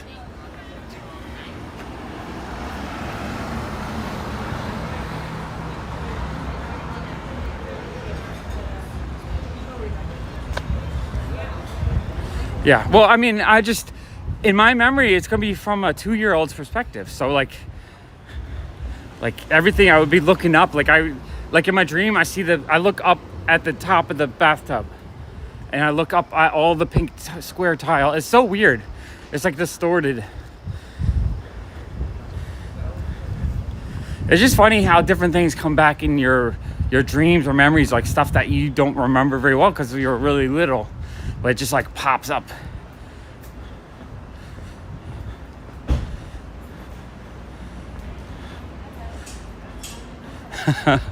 Lars, that's really funny. Yeah. Grandma was I'm pretty sure the Penguin one. So maybe we did see the first one in the Cape Cod. Because the first one came out in 89. And then, Mom, do you remember what year we started going? Was it 86 or 87 was the first year we went to Cape Cod? I want to say it's 87, but I couldn't quite remember. And then the Penguin one came out like a year or two later. So that would have been like 90, 91. No, I don't have any memories of the crib. I do have this very strong memory of, if you look it up, Amazing Spider-Man 101. So Amazing Spider-Man 101 is the first appearance of Mobius the Vampire. I used to have nightmares when I was really little. So I remember being in my bedroom and having nightmares of that cover pop into my head. I don't know where I saw it because it would have been too old for Josh to have it. I might have seen it and I was too young to have seen it on the newsstand. So I don't know how it popped into my head, but it did a lot when I was really little. I also had in my dreams it popped up a few times going through a basement that was really kind of burnt. And I think I asked Dad that a while ago, and I think the house did have a fire in it, correct? If I remember. Because that was a strong memory I would have, being held, going through a burnt basement. Yeah, no, I haven't been asleep in theater in a long time. I don't think I've ever fallen asleep in a theater, honestly. I was with the cool kid during Endgame, and it was after school, so he was kind of tired. And right at the scene where Spider-Man is about to web up Thanos and pull the gun off, he yawned really loud, and everyone started laughing because it's like the most action-packed scene. It's really funny.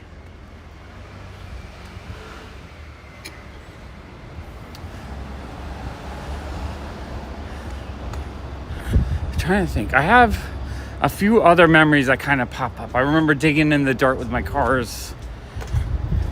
Because this is all before the age of 4, so they're very fleeting.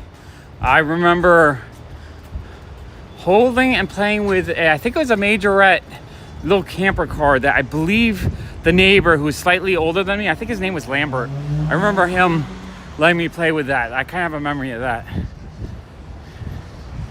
Yeah, the Batman movie was amazing. It really just changed my love of Batman. And then Grandma bought me a Mego Batman figure. I think she found it at a thrift store. So I got that for my birthday or Christmas one year. Yeah, so Haywood, okay. I just have a memory of being in a basement with like a really charred up, like while being carried. It's just so weird to have these little like memories that, oh, the sun is so red. Oh, we gotta go look at the sunset. See if we can see.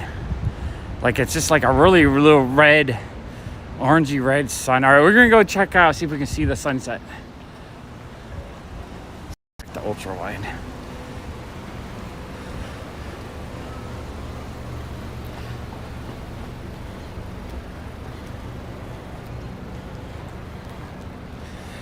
Whew. All right, I've been walking for an hour and 47 minutes. I think you guys got about 20 more minutes before I gotta call it quits for the day. It's starting to get a little bit warmer, so it's getting a little bit harder to walk. Yeah, well, I'm at the point now where if I go to the theater, especially how expensive they are, I want it to be just a fantastic movie. I want the kind of movie that changes my life and makes me think. Like, there's few movies I can think. I think, what was that first Christopher Nolan movie? The first one where Pierce, I forget his name now. I'm picturing his face, but where he had short-term memory, and so like he would have to keep writing himself notes. What was that movie called again? I'm totally drawing a blank.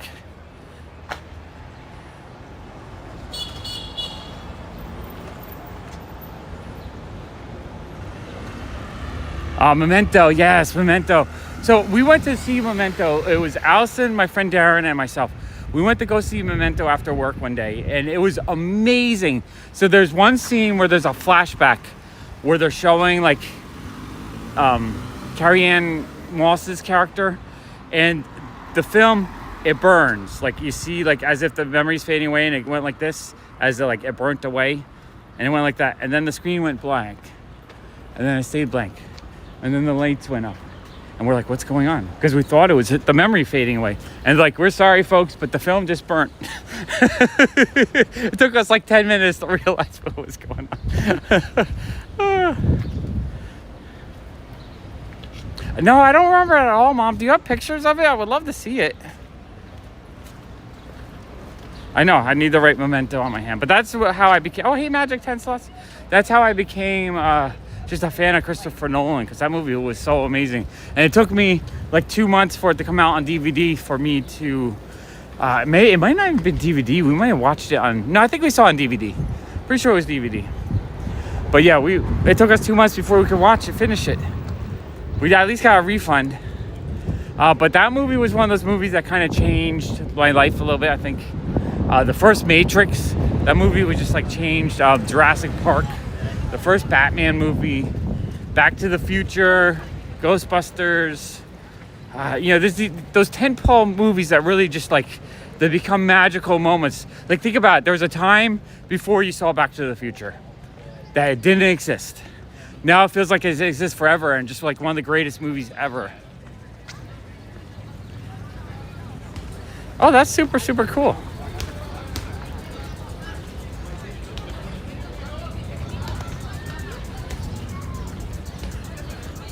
I'll have to admit, I did sleep through the first Star Wars movie in the theater. 100%. Fell asleep, slept through the whole thing.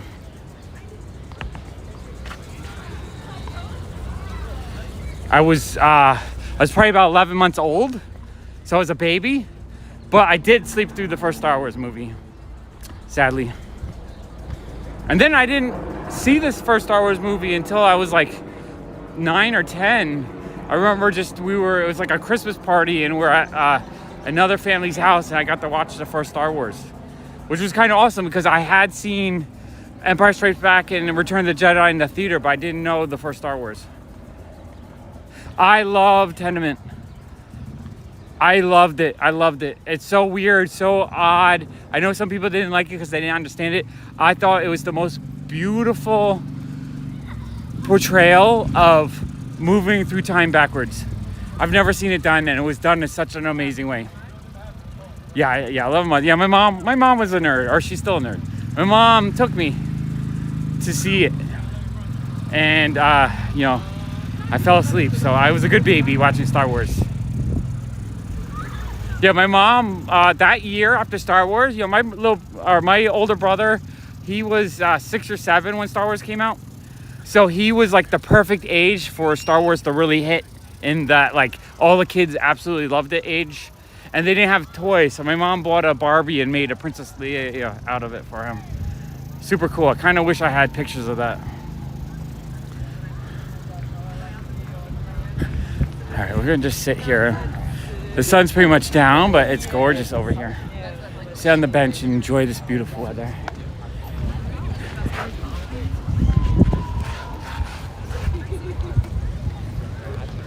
And then the following year, I believe. Yeah, I think it was 78. My brother begged my mom to get color television so that he could watch Battlestar Galactica in color. Because before that, we just had the older black and white TV. Man, what a time. There was a time before Star Wars. Is that not crazy? Yeah, no, it's a shame. I almost kind of wish you would go back one more time and actually do it with modern technology so that it actually looked kind of good.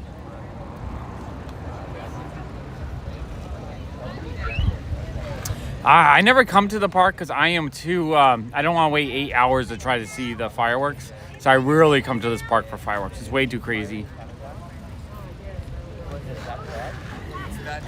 Yeah, Allison, she didn't get to see Empire Strikes Back in the theater because she was, her dad took her older brother and some of the neighborhood kids, and she didn't get to go, and she feels bad that she never got to see Empire. Yeah, the last few times I watch the fireworks is I go to that, the little roof garden kind of thing on the hotel. The building still blocks it, but for the most part you can see most of them.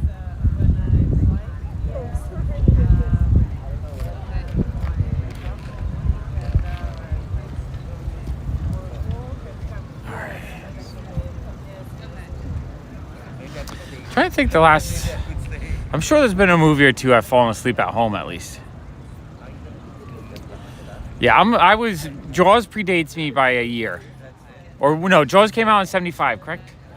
So here's the thing, Empire was the GOAT in my mind until I tried to rewatch it about a year ago, and I realized Han is just so chauvinistic. Special effects are really dated. Hey, Aussie comic book collector. I kind of wish I hadn't watched Empire again. It kind of actually disappointed me the second time, or when I rewatched it as an adult.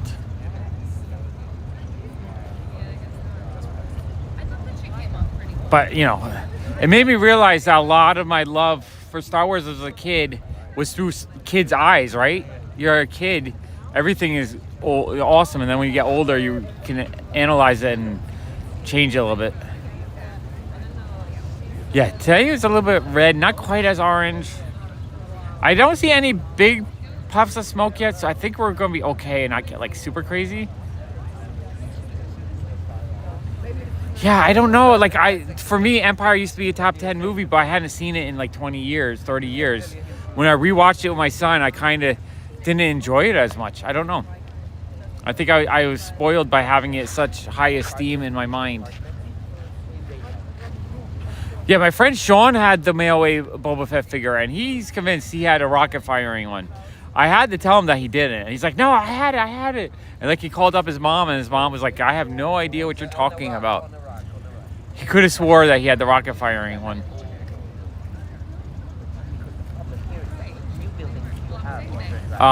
Jaws is one of my all-time favorite movies. That's definitely just a classic. Pretty much all the Spielberg stuff, especially from the 70s, 80s, absolutely love it. Duel, that's another one I absolutely love. I don't know what I can say what my favorite Star Wars is now, though. I think the first one I've rewatched multiple times, and every time I still really enjoy the first one. I think the first one is my favorite now. Oh, is today the second longest day of the year, so tomorrow's the longest?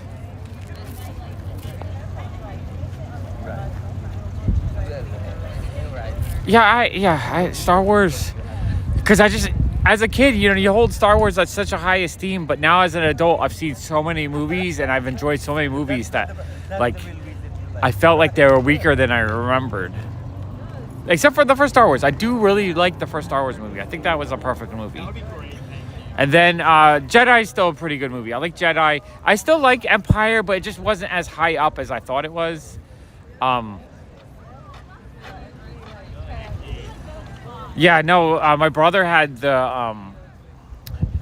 Battlestar Galactica and Buck Rogers toys that all fired missiles and stuff. And Godzilla with the firing fist. That thing really shot out. You could probably bruise a kid with that.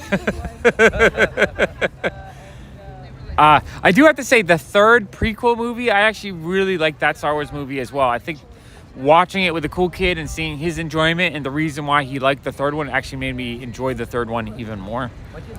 Hey, Art. And rewatch, I mean, certain movies, when you rewatch them back, you're like, not as good as I remember. And then other ones like Back to the Future, every time I watch it, I'm like, yeah, this is still one of the greatest of all time.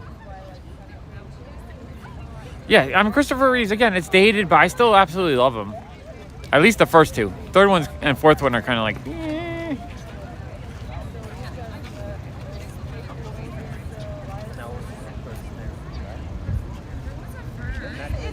Yeah, for Back to the Future, the special effects are perfect. I don't feel, it doesn't feel bad.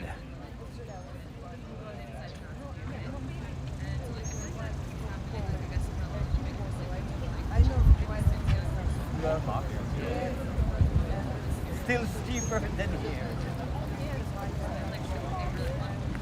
All right, I'm gonna try. My battery's gonna die, so I'm gonna start walking. And it might just end at any moment. So just letting you guys know, I appreciate you guys, love you guys, and in case it dies on us, I'll see you tomorrow most likely.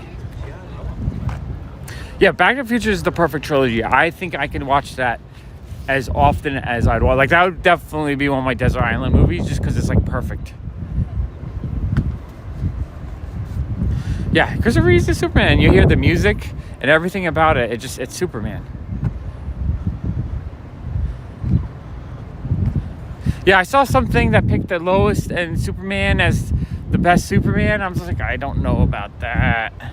Don't know about that. Christopher Reeves is like the perfect Superman. Even though you watch it, it's not the best. I especially love you, Mom.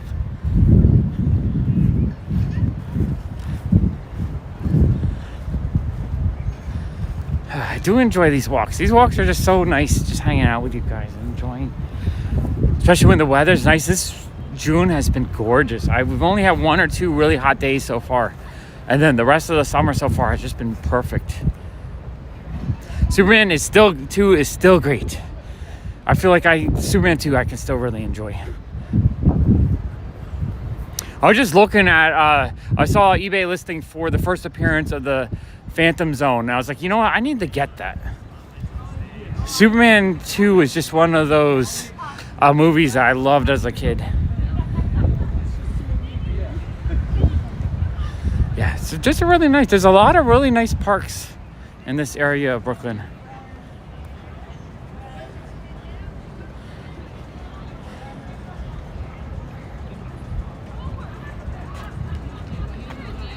Yeah, wow, the sky is just like a gorgeous shade of orange. Let me see. I'm on wide right now. Let's just zoom in. Just the sky just looks so beautiful. Wow, that's awesome.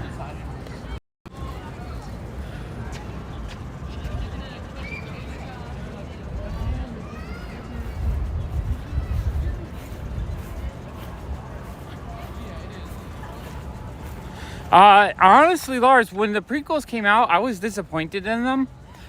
But watching them all together with the original movies, they're actually a lot better than I originally, just because of the homages and the callbacks and the fan service and the things that Lucas did, and just the expansion of the lore and stuff. I actually like the prequels a lot more than I originally did when I first watched them.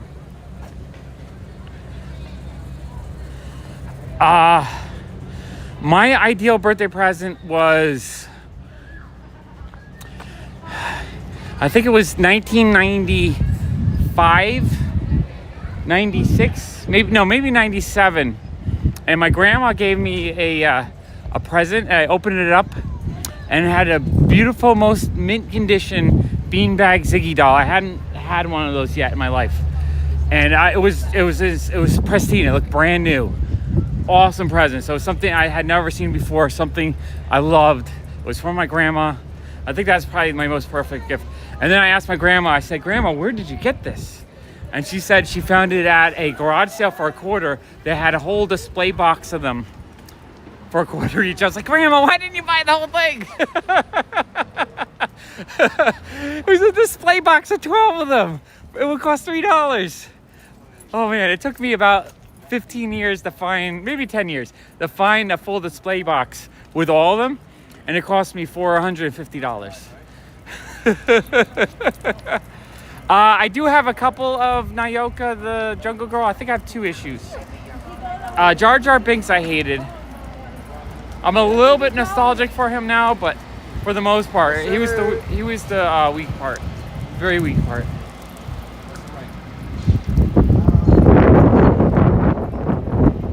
But yeah, every year my grandma would make up this hodgepodge package of stuff that she would have accumulated. It would have been things she found at thrift stores or garage sales, things that were from either my mom or aunt or uncle, or other things that was from over the years that she just accumulated. And like every year on my birthday, she'd give me a present full of like 5 or 6 items. And it usually included one Golden Age cartoon comic book, like Funny Folks. Amazing. Like that's why I love Golden Age, because of those. And then it would be like a whole other, like, just a random assortment of really fun stuff. Her presents were always my favorite, because I never knew what I was going to get. Yeah, no, the acting was, Natalie Portman wasn't her best performance. But here's the thing. Episode 1 had the best, most gorgeous costuming of any sci-fi movie ever created. They put out a book that had all the costumes, and you look like all these amazing costumes you would only see on screen for a few minutes, a few seconds. In that book, you realize how beautiful they all were. Like all of Queen Amidala's outfits and all the other characters, a beautiful, beautiful costuming. There's a lot of things that the episode 1, 2, and 3 have going for them. The acting, yeah. The directing's kind of weak. The special effects were weak. Hayden Christensen was kind of terrible, but there's things like Qui-Gon Jinn, which I absolutely loved that character. I thought he was amazing. Darth Maul was a really awesome bad guy character. There's things that were like, when I think of them as parts, I think, oh, that was amazing. It was just as a whole, I was disappointed.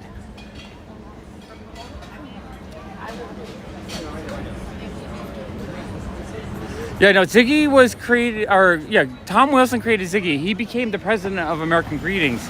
So because it was created by the guy who was the head of a gift card company, they made so many Ziggy stuff back then. It's an amazing amount of Ziggy stuff.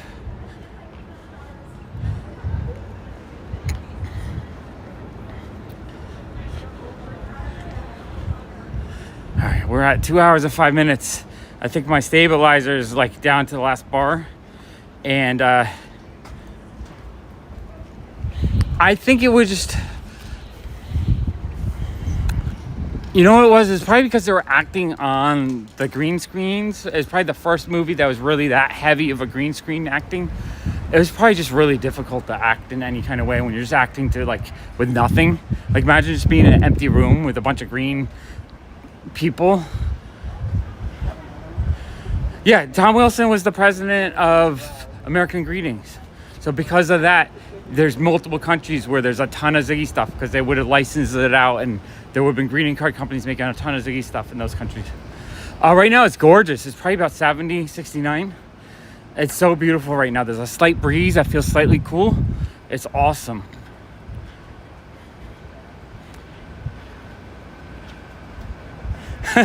No, Lars, no, it's not a debate. The episode 1, 2, 3 was kind of weak. There's a lot of things that were bad about them. I'm just saying is, when I first saw it, the hype was so high. There's people that literally waited for like 3 or 4 weeks camped out to see episode 1. Like, imagine waiting for 3 weeks to see episode 1. You're that big of a fan because it had been, 20 years since the last Star Wars movie. And then, oh, you're heading to pizza? Okay. Can you maybe get me pizza? No, I don't know if I want pizza. Maybe I'll just have a salad. Not 100% sure. The camera's going to die at any moment. So I don't know. What pizza are you guys going to? The old Anna Maria's? Or one of the other places?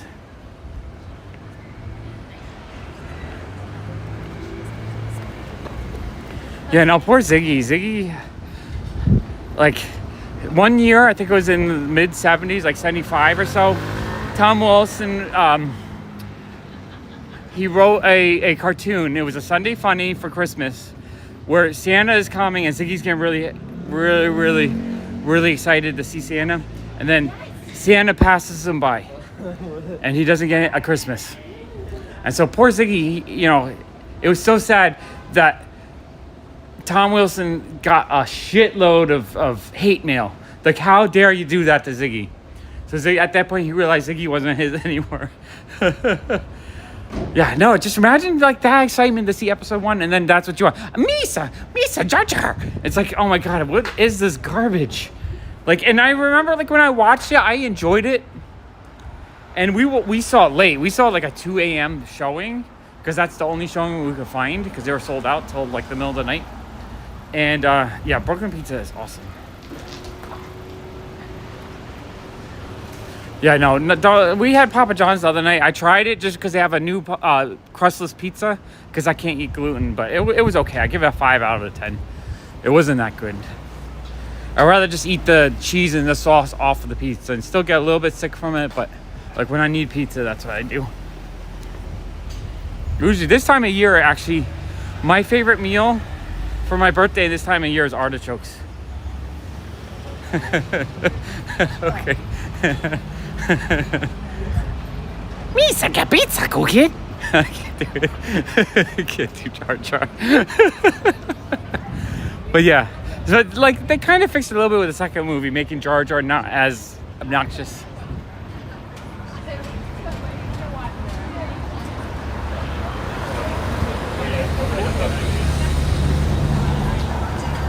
But the thing is, you take that movie in parts.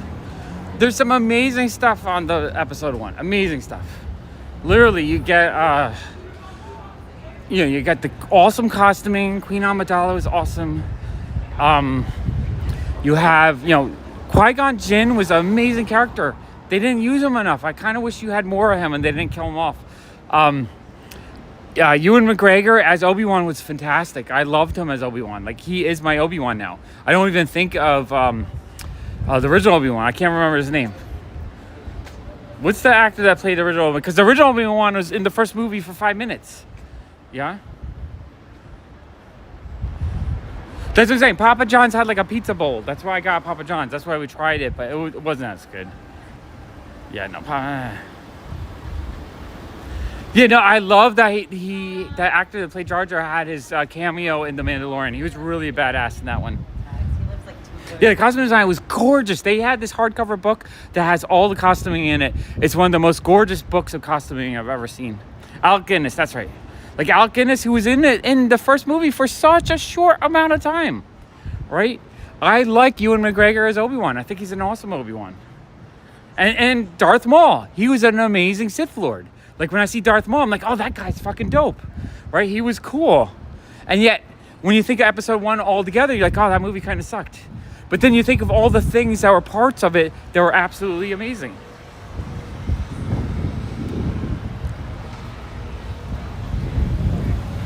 No, I like, for me, Michael Keaton is my Batman. That Tim Burton Batman movies really changed my life. Now, I loved Adam West too. I grew up with Adam West. The cool kid was really into Adam West too for a few years when he was little. So I do like the campy, goofy Adam West Batman. But for me, Michael Keaton is my Batman. That's the one that really got me into Batman. Darth Maul was a really cool character. They didn't do anything with him, but they use him in the cartoon and he becomes a more interesting character. Like, they started as just a really cool look. That's the thing with episode 1. they were really good at making it look fucking cool, right? Costuming, Darth Maul, everything was cool. Special effects kind of sucked. The robots kind of sucked. There's a lot of it that was weak.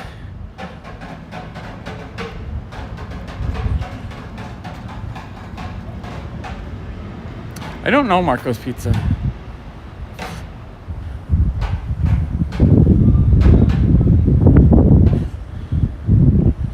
I mean, the actor that played Qui-Gon is a great actor. What is his name now? I'm drawing a blank. But I liked, like, after his wife died, he just started doing all these action films where he's kicking ass, and he's really good.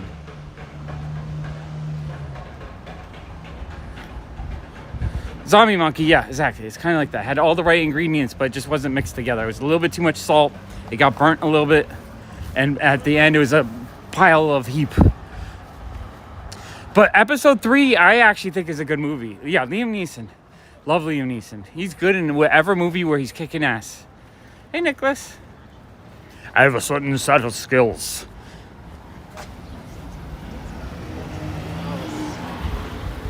I can't do... I start doing impressions. They're not really that good. But I love Liam Neeson. I'll watch any movie he's in where he's like surviving and kicking ass and all that kind of stuff. We're at 2 hours and 13 minutes. I don't know how long we're going to go. We're still going. We might crash at any minute. I'm not really getting that crashy feeling yet, though. Talking about pizza, though, is making me kind of hungry.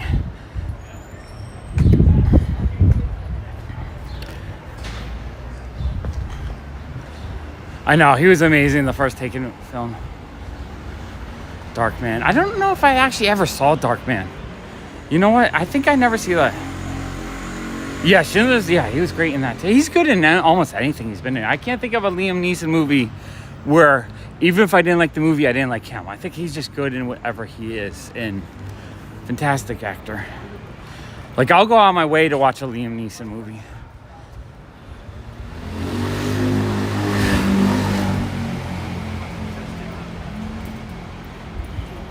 Someone was wearing strong perfume. Very strong. Ugh. Blech. Blech. Oh, I think we're 2 weeks away from look, we have Bumblebee. We're 2 weeks away from was he in Kroll? Oh man. I don't remember. I haven't seen Kroll in like 30 years. I need to rewatch Kroll. You know what I really want to do? Hey, Kayla. Oh, cool. Very cool. Yeah, my phone's going to crash at any minute, but I really want to watch all the old Arnold movies. We just watched Fubar, and it was a lot of fun. I actually really liked Fubar. It felt like old school, kind of goofy, action-packed Arnold. I would like to go back and watch all his movies. Crow might have been. You might be right, Jason. That would make sense.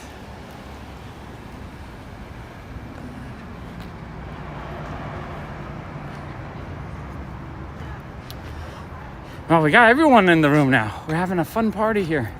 Waiting for my phone to die at any minute. I love this. Oh yeah, I haven't thought about Excalibur in 35 years. But I do love Patrick Stewart. But Jason, I love them all because that's my childhood. I was a sword and sorcery fan as a kid. My mom would bring me back all the worst sword and sorcery movies from the rental place. She just had like a half-naked barbarian on the cover. She's like, this would be for you to watch. I love that stuff. You know, Red Sonja, Conan the Barbarian 1 and 2, Kroll, Beastmaster 1 and 2. Love both of those. Love that stuff as a kid. Clash of the Titans. What else came out back then? I don't know. I love that stuff.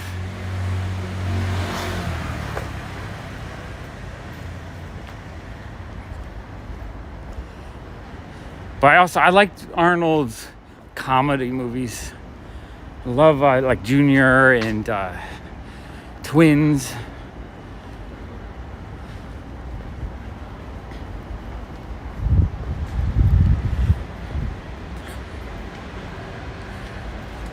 But yeah, I remember. Oh, lady. Yeah, I think Oh, Elf. I want to see Elf Thing the movie. They needed to make that. Elf Thing is like the greatest thing we've discovered in the last few decades. Finding Elf Thing the other day and having Jason squeal. Perfection. Perfect movie ever. I'm your twin. Give that beat a nice 7 out of 10. It's all 7 out of 10. Oh, Clan of the Cave Bears. I remember liking that movie. I remember watching. Whoa. I almost getting run over by the taco truck. Okay, now we can go. All right, that was a scary halal truck. Clan of the Cave Bears. I remember watching it with my mom, and my mom had to censor it. This is how I watched the naughty scenes. That's my naughty scene memories.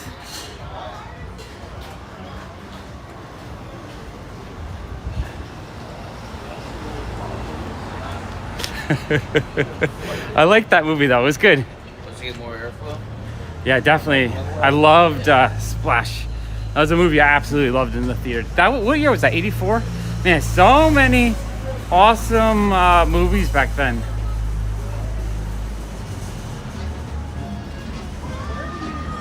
All right, Jason, I think Tina bought one for like $3. You could probably get an Elf Thing for $3. If not, it'll be the ultimate dollar bin find. You gotta hunt for it. You gotta get it before Elf Thing becomes an expensive $500 comic book.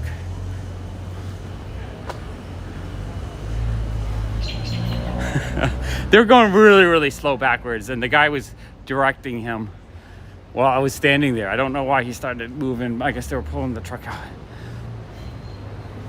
It's hard to keep your eyes on everything that's going on. Last night, Allison went out with the cool kid to get dinner, and I'm glad I'm all right too. We went out, and I didn't go out. She went out. She came back. She's like, "Yeah, you want to say hello?" Yeah. What do we got? What's up? We're on Pop Walks. Pop Walks. What's up? We're having Are you Pop and you're walking? Yeah, I'm walking. Let's go. Yeah.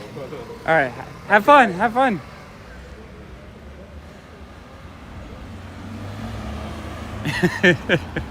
No, I don't want to go viral for getting run over. But yeah, no, Allison was saying last night,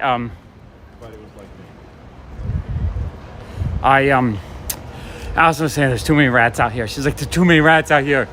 Way too many rats.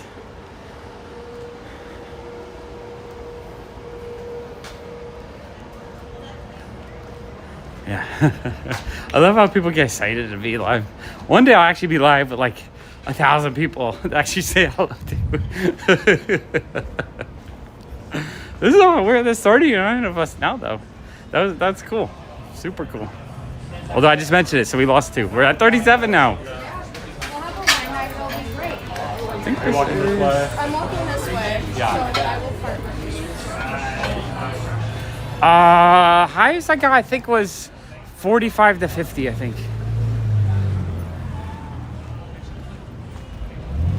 Street pirates. Yeah, street candy pirates. Way too many last night. Allison said she saw like 3 or 4 all at once. It was way too much. I think we've been up to 45. I don't know if we got past 45. One of these days, we will get up to like 100. That day will be super fun, I think. I'm walking here. Oh yeah, I love Pop Rocks. That's a nice beat. We're going to give it 9 out of 10. 9 out of 10. Nice beat going. Man, I've been giving it 7 out of 10, but I like that one. 9 out of 10. Yeah, I love Pop Rocks. I love that like popping and hissing and the little tangy burn of the pops.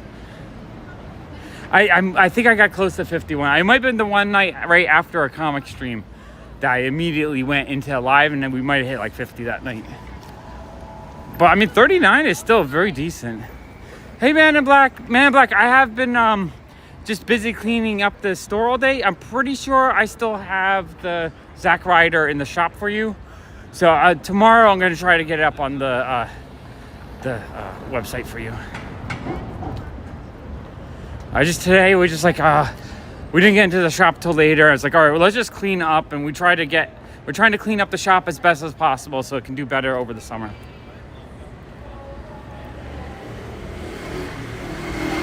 Yeah, definitely. We'll have a 100 people at once celebration for sure. I think we have new fashions in the window. New fashion. I know that was always in the back of my head. I still have that fear that Pop Rocks and the wrong beverage or soda will destroy your stomach. This is the Williamsburg Hall of Brooklyn is packed with people waiting for a concert. All right, so he didn't die from Pop Rocks. That's good.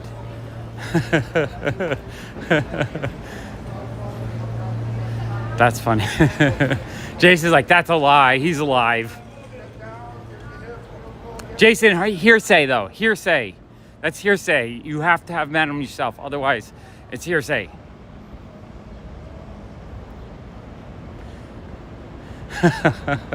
Lars, that might actually happen. I think the most we got was 7 in one garbage bag, where the whole bag was like gyrating, like going crazy. It was ridiculous. It's not street candy night though, so don't worry, we're not gonna find any tonight.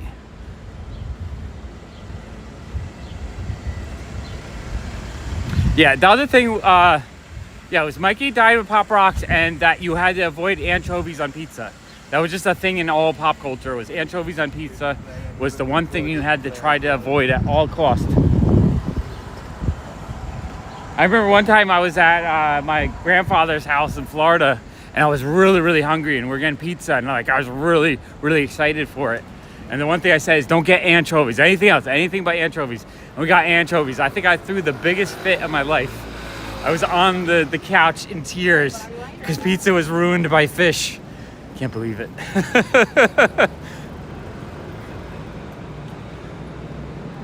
I mean, you'd probably barf up a lot of soda, I think.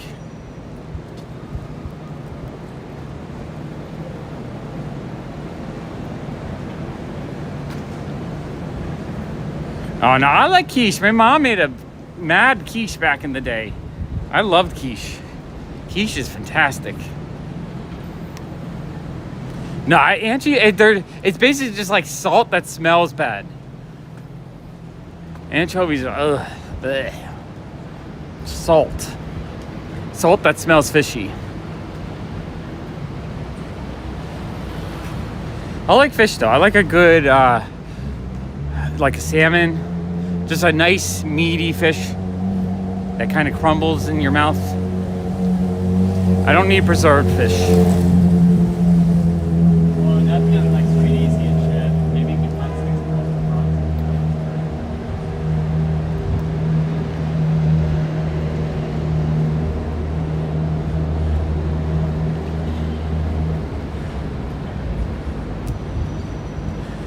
Sorry, I'm not a real man anyway, Jason. I'm just a blubber belly who likes comics a little too much.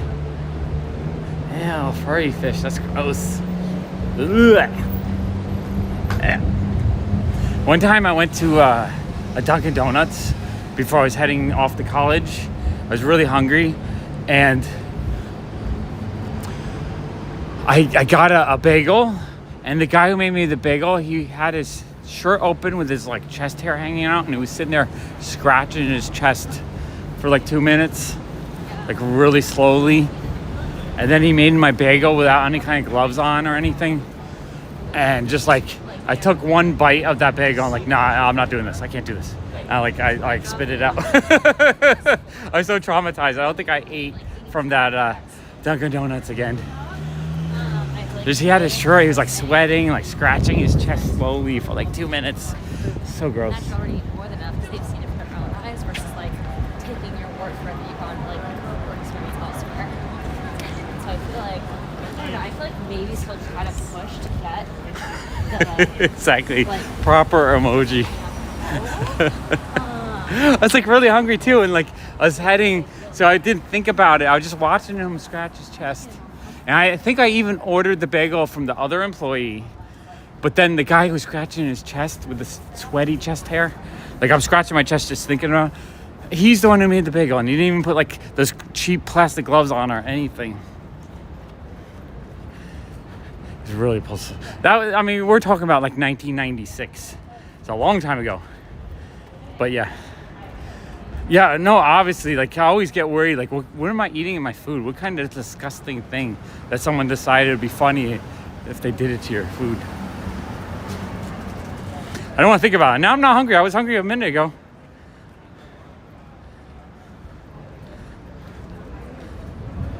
Yeah, now I'm not, I gotta go start my own garden and know exactly where my food came from.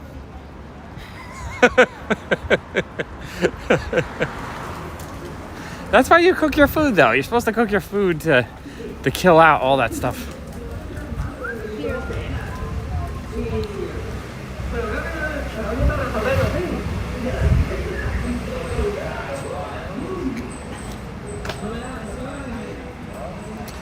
It's dark over here. Oh, let me go back to... I'm still on the widescreen. I gotta go to regular because it's a little too dark out here. There we go. Now it's a little bit better. I mean, Jason, delis are open 24 hours a day practically. I'm sure you could go get some ice cream right now. Oh, are we? Which street are we on? I think we are on the correct street, actually.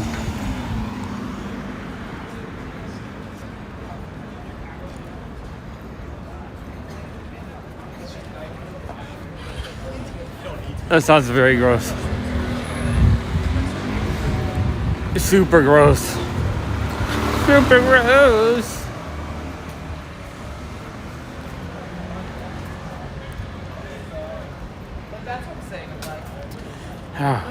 I guess it's a good thing that my stream's almost over, not just starting, Jason. I probably kept you up way too late night. Yeah, see, this is one of the neighborhood pet stores that sell like pet stuff. It's a very dog-friendly neighborhood for sure. Very dog-friendly.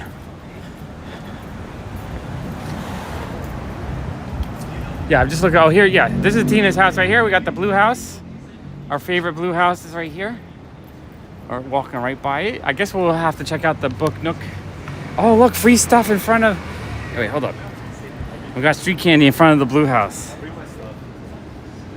Oh, we're going. All right, let's see. Blue house street candy. We got a flash book, ice tray, and a salad thing. Oh, and there was a record here. Okay, that's super fun. Blue house street candy. That's a first. We're on North 5th, I believe. We're on North 5th between Barry and Bedford.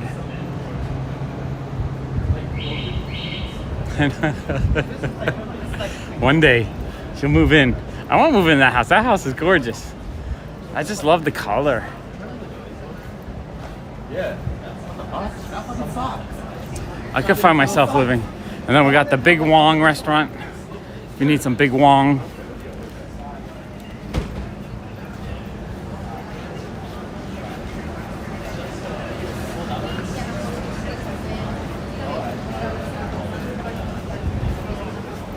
I have to, for Saturday, I gotta get onto the same sleeping schedule as Jason so I can get up.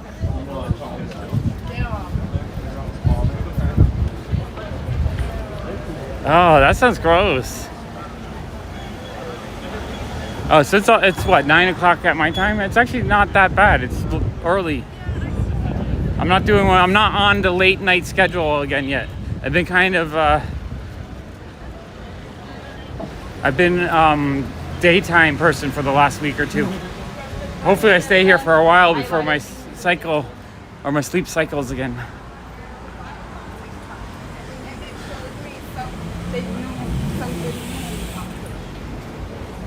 All right, let's see. While we're here, we gotta see if there's any treasure in the box.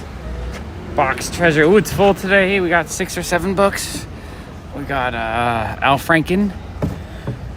We got hands-on engineering for kids. We have Empire of the Ants. Teach Like a Champion. And Joe Nesbo, the Snowman. I know, I don't need to eat. Well, we don't need a diet. How about we all go on a diet where we just tell each other the grossest food stories, and then we'll just never eat again. I think that'll be the easiest way to fast. I'm getting hungry for ice cream. All right, remember that one time? No! No!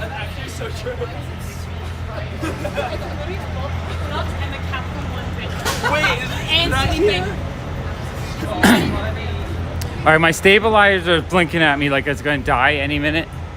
My phone is going to die any minute, I think.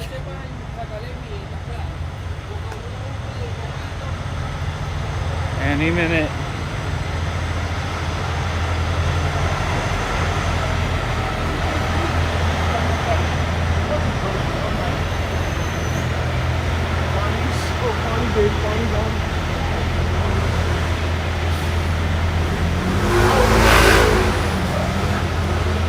Found footage. The found foot. Are those the guys that do the Sunday morning comics? Sunday morning cartoons? Or Saturday morning cartoons? I think they had, are they the guys that had Caitlin McClurk on their channel a few times? She works at the Billy Ireland Museum. Because she's a big Ziggy fan. I like those guys. Those guys are kind of cool, actually.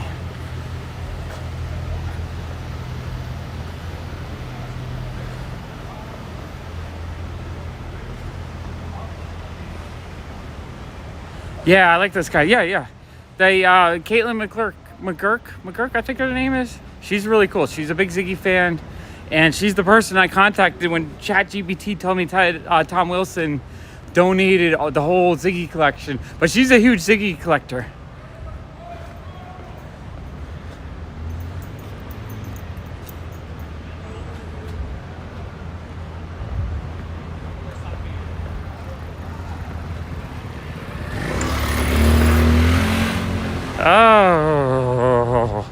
Oh, zombie monkey. All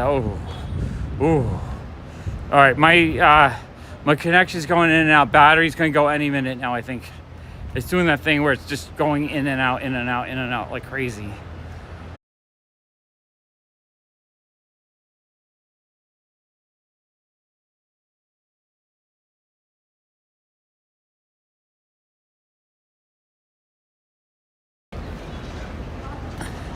I think I'm still live.